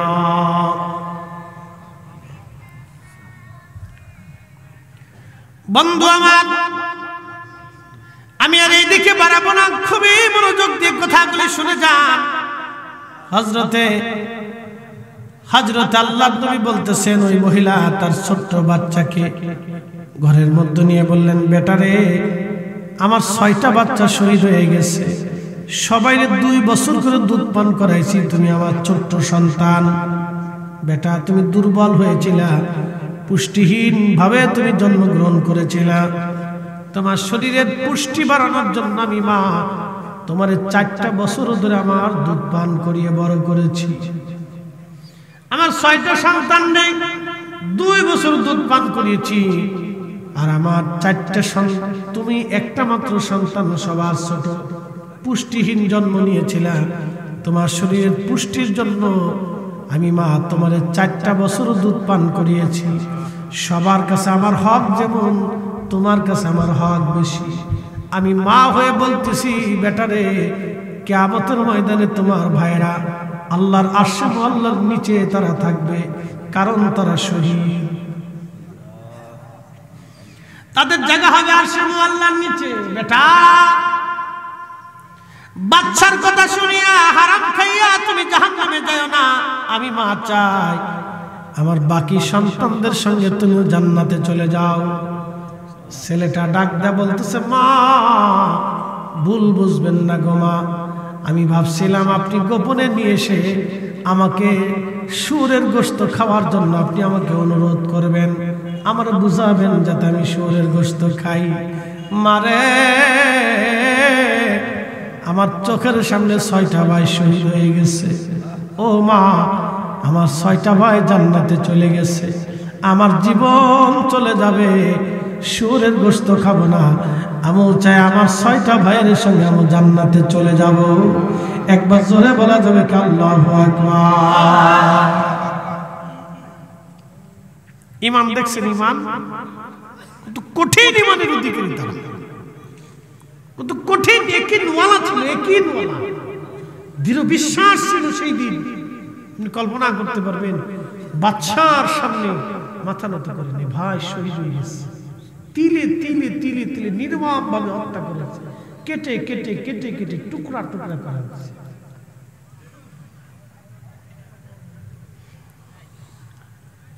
এবার ওই ছোট্ট ছেলেটাকেও শহীদ করা হলো, তার মাকেও শহীদ করা হলো, সপরিবারে এক জায়গা তাদের দাফন করা হলো। তাদের কবর থেকে এখনো জান্নাতের ঘ্রাণ আসে। সুবহানাল্লাহ কি বলা যাবে?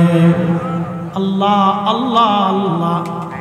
এই জন্য ইয়াকিন ঈমান বড় মজবুত। আল্লাহ আমাদের ওই রকম ইয়াকিন ঈমানওয়ালা বানায় দিক।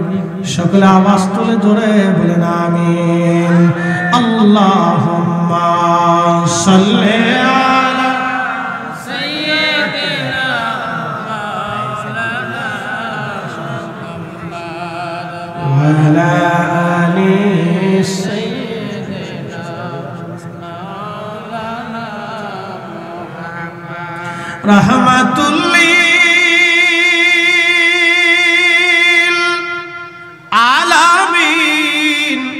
আপনি উম্মতের জাবিন,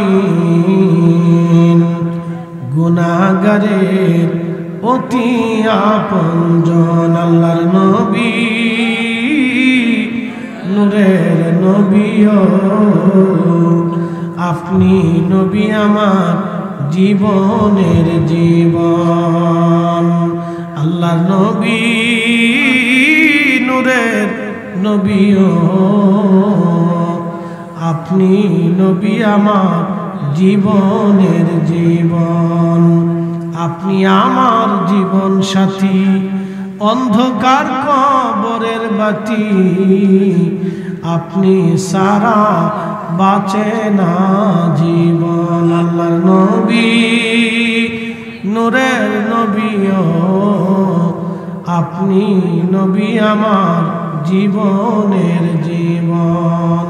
লা ইলাহা জোরে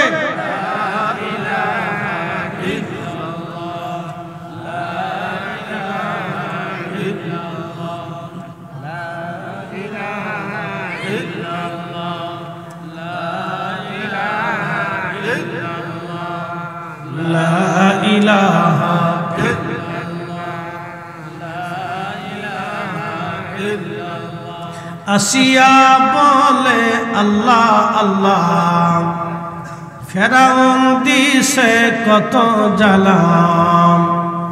আল্লাহ বলেন ও জিবরাইল, আল্লাহ বলেন ও জিবরাইল, খুলো হে জান্নাতের তালা। লা ইলাহা জোরে জোরে লা ইলাহা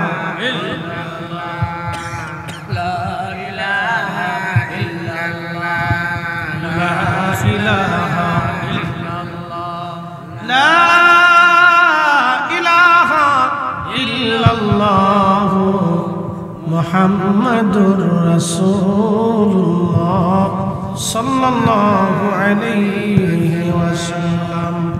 একটু জবান খুলে আল্লাহ আল্লাহ আল্লাহ আল্লাহ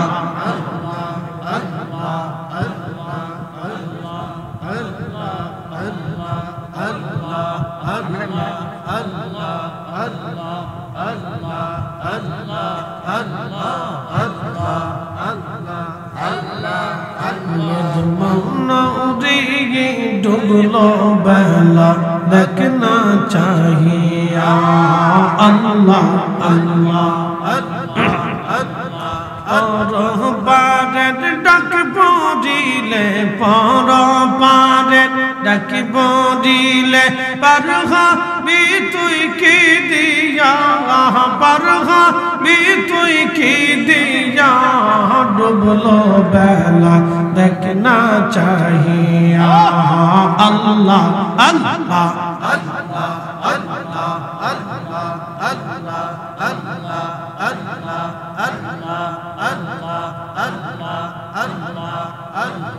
সাদের জীবন হেলাই হেলাই শেষ হইতে চলিল, নামাজ রোজা জিকির ফিকির কিছুই না হইল।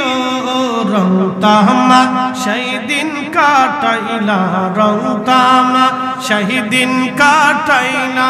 আল্লাহ তালাশ করলা না, আল্লাহ জিকির করলা না। ডুবলো বেলা দেখনা চাহিয়া। আল্লাহ আল্লাহ আল্লাহ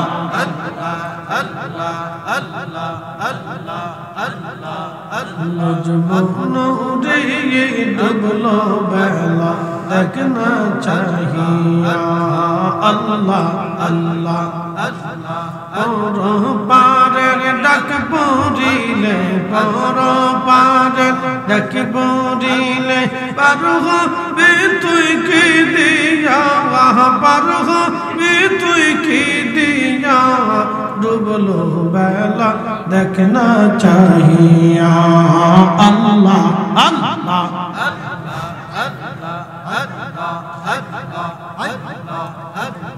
নবীর কালেমা নামাজ রোজা পথের সম্বল করিয়া। সামনে চলে রে আবুজ মন রে আল্লাহ আল্লাহ বলিয়া। নবীর কালেমা নামাজ রোজা পথের সম্বল করিয়া। সামনে চলে রে আবুজ মন রে আল্লাহ আল্লাহ বলিয়া। আল্লাহ বিনে নাই রে উপায়, আল্লাহ বিনে নাই রে উপায়। দেখছো নিমন ভাবিয়া, দেখছো নিমন ভাবিয়া। ডুবলো বেলা দেখনা চাহিয়া। আল্লাহ আল্লাহ আল্লাহ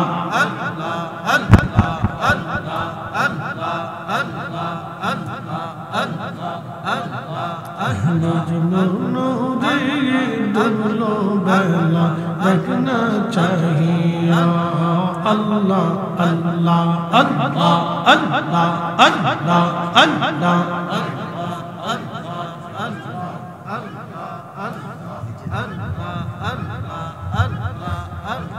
পর পারের ডাক পড়িলে পর পারের ডাক পড়িলে পার হবি তুই কি দিয়া পার হবি তুই কি দিয়া ডুবলো বেলা দেখনা চাহিয়া আল্লাহ আল্লাহ আল্লাহ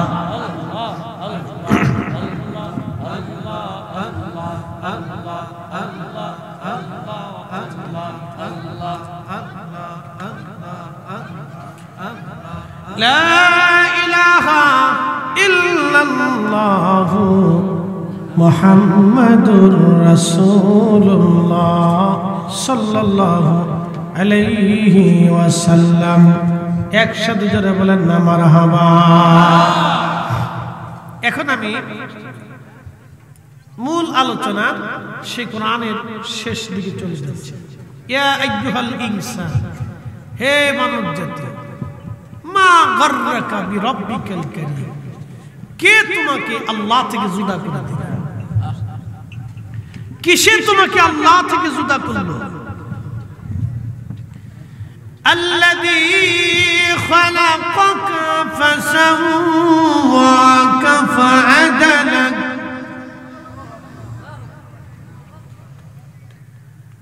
আল্লাযী খালাকাকা, আমাদেরকে সৃষ্টি করছে কে? রিজিক দিছে কে? সমুদ্রে একটা মাছ আছে তিমি, প্রত্যেকদিন 110 মণ খাবার খায়, কিন্তু ব্যাংকের অ্যাকাউন্ট নাই, গোডাউন নাই। 110 মণ, কয় মণ খায়? 110 মণ।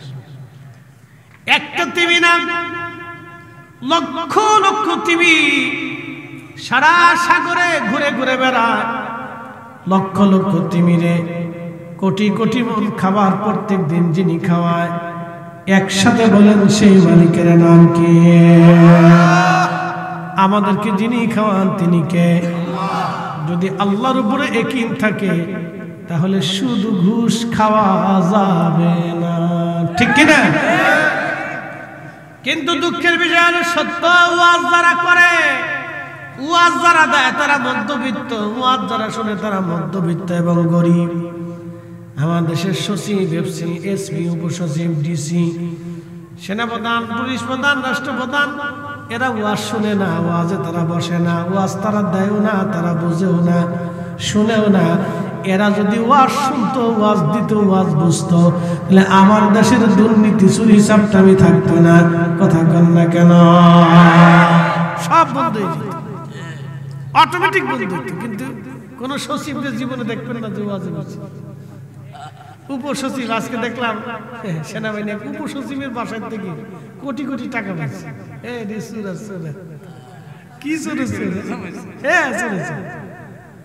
আমি 4-5 মাস আগে ঢাকায় জমি বেছে অফিসে বসে গেছি, তো বেচারা ভদ্র মানুষ আমাদেরকে চা নাস্তা দিতেছে। তো এমন সময় এক ভদ্রলোক এসেছে, মাথায় টুপি, মুখে দাড়ি, গায়ে পাঞ্জাবি, খুব দেখতে মিনার বোন হইতেছে, বিরাট বড় বুজুর্গ, হ্যাঁ বিরাট বুজুর্গ। 60 কোটি টাকা দিয়ে জমি কিনবে, তার বায়না করবে। কত কোটি টাকা? 60 কোটি। বুঝতে পারছেন? ফরিদ হিসাবে সারা জীবন চলে গেলে এই ওয়াজ করে এতটা হইতো না। 60 কোটি টাকা দিয়ে সে জমি কিনতে এসেছে। তো বায়নাপাতি শেষ হওয়ার পরে চা টাকা উনি চলে গেল। তো বিক্রেতা যারা বিক্রি বেচা বিক্রি, উনি বলতেছে হুজুর ওনার চিনছেন না? আমি কেমনে চিনি? উনি হচ্ছে ওয়াসার ইঞ্জিনিয়ার, ঢাকা দক্ষিণের ওয়াসার ইঞ্জিনিয়ার। আমি বললাম ওনার বেতন কত? 50-60, সব কিছু মিলে ধরেন 1 লক্ষ। এমন সে যদি মাসে 1 লক্ষ হয়তো বছরে কত? 12 লক্ষ। আমি বললাম খরচা আছে কত? 6 লক্ষ ধরে। তা থাকে কত? বলে 6 লক্ষ। তো বছরে যদি 6 লক্ষ হয় তাহলে 60 কোটি কত 100 বছর লাগে? তার সে এখনো ফ্যানশন হয়নি, যুবক মানুষ, জুয়ান মানুষ, কয়েকদিন দাঁড়িয়ে দাঁড়িয়ে রাখছে, টুপি টুপি মাথায় দিয়ে 60 কোটি টাকা জমি কিনতে আসলো, বাকি টাকা কি ফেরেশতারা দিয়ে গেছে? কত ডাকাত চিন্তা করে, সব এই দেশের সম্পদ, আমলা সামলা কামলা এগুলো কোটি কোটি টাকা চুরি করে খেয়েছে। কথা বলে ঠিক কিনা? আগামীতেও খান। কি ভাবতেছেন? মনে হচ্ছে খাবে না? স্বাধীনতার আগেও চোর ছিল, স্বাধীনতার পরেও চোর আছে, এখনো চোর আছে, আগামীতেও চোর থাকবে। কি কথা কর না? যে ক্ষমতায় আসে এই চুরির ধান্দা করছে, কোন প্রসেসে সিস্টেমে চুরি করা যায় দেখলে বোঝা যাবে না যে এই লোক চুরি করছে। মাথায় টুপি, মুখে দাড়ি, গায়ে পাঞ্জাবি, দেখলে মনে হয় বিরাট বুজুর্গ, কিন্তু আন্তর্জাতিক চোর। কি কথা কর না? এই লোকে 1000 বছর যদি বেঁচে থাকে আর 1000 বছর যদি এইভাবে মক্কা মদিনায় কাটায়, একটা সেজদাও কবুল হবে না, কারণ তার মাথা থেকে পা পর্যন্ত হারাম। তার টুপিটা জনগণের টাকা, তার পাঞ্জাবি জনগণের টাকা, তার পায়জামা জনগণের টাকা, তার খাবারটা জনগণের টাকা, তার পানীয়টা জনগণের টাকা। ঠিক কিনা? চলতেছে। আল্লাহ বলছেন, ইয়া আইয়ুহাল ইনসান, এ মানুষ, মা গাররাকা বিরাব্বিকাল কারীম, কিসে তোমাকে আল্লাহ থেকে জুদা করে দিল? হ্যাঁ, আল্লাযী খালাকাকা, যিনি তোমাকে সৃষ্টি করছেন, ফাসাওয়াকা ফাআদালাক, সুবিন্যস্ত করছেন, শক্তিশালী করেছেন, স্ট্রং করেছেন, চোখে আলোকে দিয়েছেন। যদি বন্ধ করে দেন, পৃথিবীর কোন ডাক্তার আপনার আলো ফিরাতে পারবে? হাতে শক্তি কে দিচ্ছে? প্যারালাইসিস যদি হয়ে যায়, পৃথিবীর কোন ডাক্তার আপনাকে সুস্থ করতে পারবে? একবার ডায়াবেটিস হলে বহুমূত্র সারে না, একবার হার্ট স্ট্রোক করলে আর কখনো ফিরে আসে না, ব্রেন স্ট্রোক করলে সে আর জীবনে সুস্থতা ফিরে পায় না, একবার প্যারালাইসিস হয়ে গেলে সে আর পরিপূর্ণ সুস্থতা পায় না। বাবা, কথা মনে রাখবে।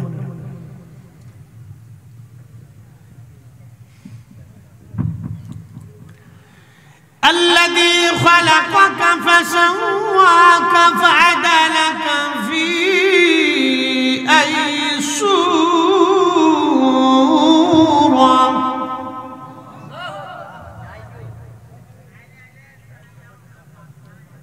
بص في أي صورة ما شاء ركبك। গভীর রাত হয়ে গেছে, রাত 2টা বেজে যাচ্ছে। আমি জানি এত রাতে সময় আপনাদের নীতি কথা এখন চলবে না, যারা শোনার তারা শুনবেন, বসে যান। আল্লাহ বললেন, বান্দারে, আমি আমার ইচ্ছা অনুযায়ী তোমাকে সুরত দিলাম, ইচ্ছা অনুযায়ী আমি আল্লাহ তোমার সুরত দিলাম, আমি আল্লাহ তোমার পছন্দ মোতাবেক সুরত দিলাম। এখানে আমরা যারা বসে আছি, একজনের চেহারার সঙ্গে আরেকজনের চেহারার কোনো মিল নাই, একজনের নাকের সঙ্গে আরেকজনের নাকের মিল নাই, চোখের সঙ্গে আরেকজনের চোখের মিল নাই, কানের সঙ্গে আরেকজনের কানের মিল নাই, দেহের সঙ্গে আরেকজনের দেহের মিল নাই।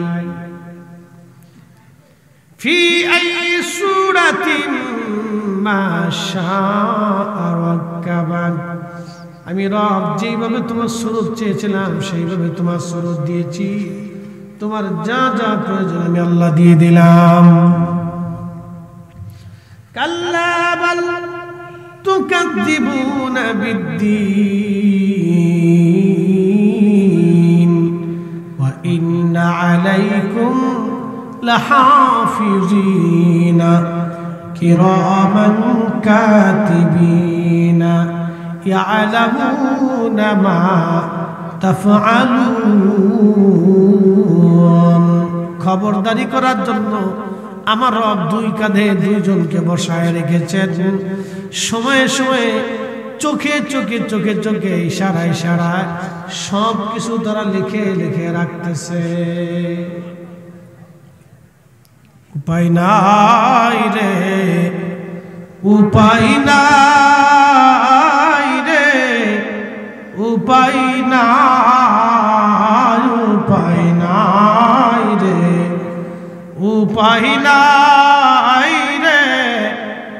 উপায় নাই, দয়াল নবীর কদম বিনে উপায় নাই, দয়াল নবীর চরণ বিনে উপায় নাই। কঠিন মেহসরটা কত কঠিন হবে। আমার রাগ বলতেছে তুমি কি করো না করো সব কেরামান কাতিবিন লিখে রাখতেছে। একটা সেকেন্ডের জন্য তোমার জীবনের কোনো কিছু লেখা বাদ হয় নাই, একটা সেকেন্ডের জন্য কিছু লেখা বাদ করে নাই কেরামান কাতিবিন। সে তার নিজের দেওয়া আল্লাহর দেওয়া দায়িত্ব পালন করতেছে। প্রত্যেক সেকেন্ডে সেকেন্ডে আপনি কি করেন কেরামান কাতিবিন লিখে রাখতেছে। ভালো মন্দ দুইজন পরিপূর্ণ মতো লিখে রাখতেছে। উপায় নাই, বাঁচার উপায় নাই, ঠিক কিনা? টাঙ্গাইলের মুসলমান আখাউড়াবাসী একটা সেকেন্ডের জন্য চোখও আপন না, আমার হাতও আপন না, আমার পাও আপন না, আমার কানও আপন না, আমার অঙ্গ প্রত্যঙ্গ কেউ আমার আপন না।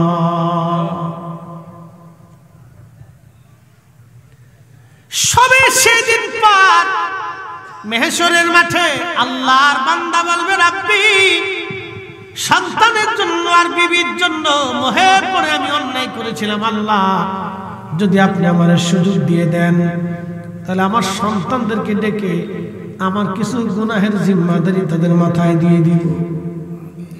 আল্লাহ আপনি সুযোগ দেন আমার সন্তানদেরকে ডাকি। আল্লাহ সেদিন বলবে বান্দা ডাকো, দেখো তোমার সন্তানরা তোমার ডাকে আসে কিনা। ডাক দিবে রহিম, বাবা আব্দুল করিম ডাকতেছে তোমায়, দৌড়ে আসবে ইয়া রাব্বি কি বলতে চান আপনি? আল্লাহ আল্লাহ আল্লাহ আল্লাহ ডাক দিবে তোমার বাবা তোমার সঙ্গে কথা বলবে। সেদিন বাবা বলবে ছেলে রে তোমার জন্য সুখের জন্য আমি সুদ ঘুষ করেছিলাম, অন্যায় করেছিলাম, আমি সেই দিন ন্যায় করি নাই।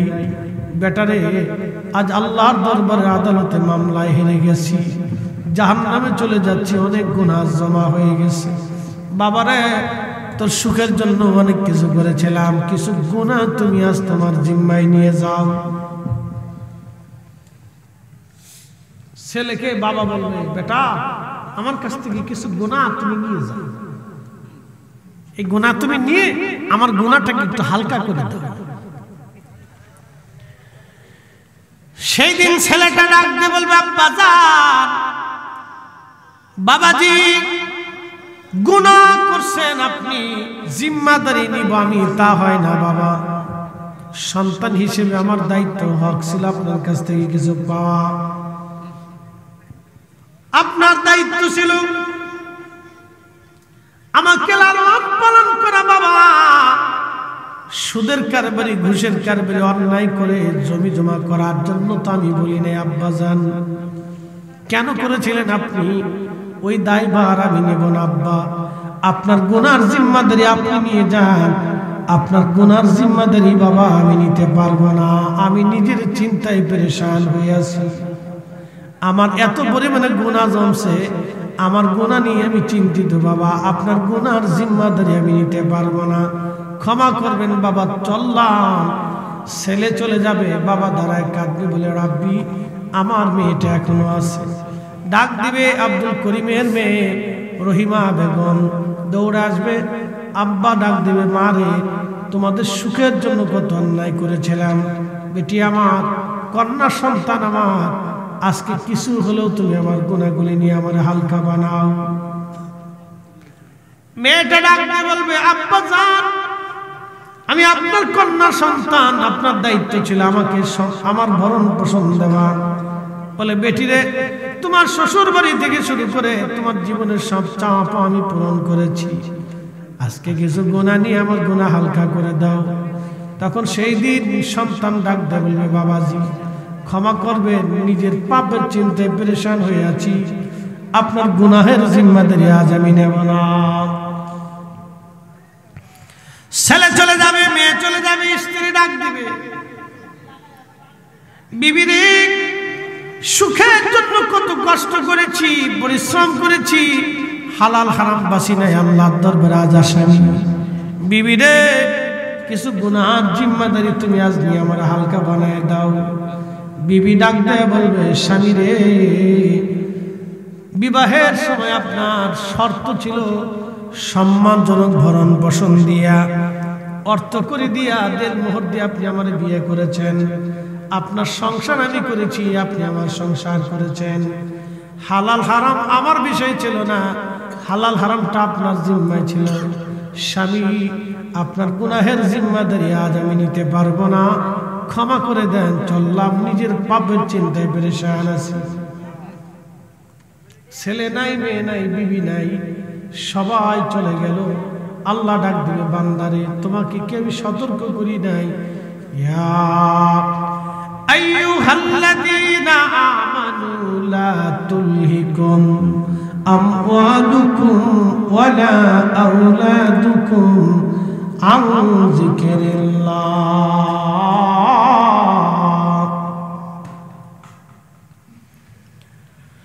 বান্দা আমি কি তোমারে সতর্ক করে দেই? হে ইমানদার, সন্তানের মোহে সম্পদের প্রেমে পড়ে তুমি আমি আল্লাহর জিকির থেকে গাফেল হইও না। সন্তান এবং সম্পদের প্রেমে পড়ে তুমি আমি আল্লাহর জিকির থেকে গাফেল হইও না, নামাজ থেকে গাফেল হইও না, রোজা থেকে গাফেল হইও না, হজ থেকে গাফেল হইও না, যাকাত থেকে গাফেল হইও না, জিকির থেকে গাফেল হইও না, হালাল থেকে গাফেল হইও না, দোয়া থেকে গাফেল হইও না, ইস্তেগফার থেকে গাফেল হইও না, কোরআন সুন্নাহ থেকে গাফেল হইও না, নবী থেকে জুদা হইও না। ও বান্দা, তোমার না বলছিলাম যদি গাফেল হয়ে যাও, ওয়া ইয়াফআল যালিকা ফাউলাইকা হুমুল খাসিরুন।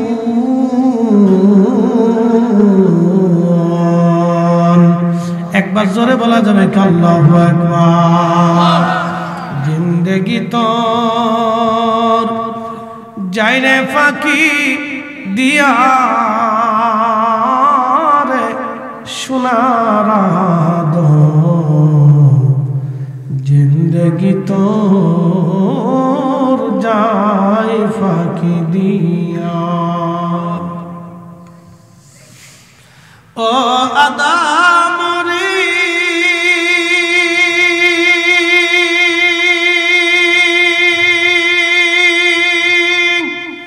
পাগ ধরিয়া গেছে দাড়ি, দন্ত বাসে গুটা চারি, ঠিক কিনা? সমন জারি গিয়াছে করিয়ারে সোনার জিন্দেগি তো যায় ফাঁকি দিয়া। জিন্দেগি তোর যাইরে ফাঁকি দিয়া রে সোনার জিন্দেগি তোর যায় ফাঁকি দিয়া। ও আদম রে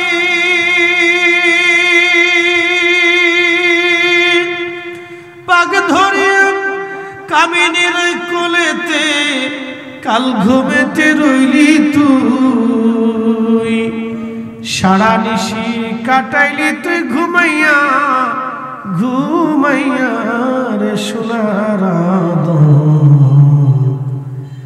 জিন্দেগি তোর যায় ফাঁকি দিয়া। জিন্দেগি তোর যায় রে ফাঁকি দিয়া রে সোনার জিন্দেগি তোর যায় ফাঁকি দিয়া। এই জন্য আপনাদেরকে বলি, আলোচনার একবারে ইতির পর্যায়ে চলে আসছে। মোহতারাম, দুনিয়ার থেকে বুদ্ধিমানরা কখনো হারাম ভক্ষণ করে না। কথা বলেন ঠিক না ঠিক? দুনিয়াতে বুদ্ধিমানরা কখনো অন্যায় করে না। দুনিয়ার থেকে বুদ্ধিমানরা কখনো আল্লাহ থেকে জুদা হয় না। এই জন্য আজকে আমরা যারা এখানে বসে আছি, দীর্ঘ রাত পর্যন্ত, রাত 2টো বেজে গেছে, এই সময় পর্যন্ত আপনারা বসে আছেন, কোরআন হাদিস থেকে আমার মূল্যবান কিছু কথা শুনেছেন। আমি এইভাবে আলোচনা করি। মোহতারাম উপস্থিতি,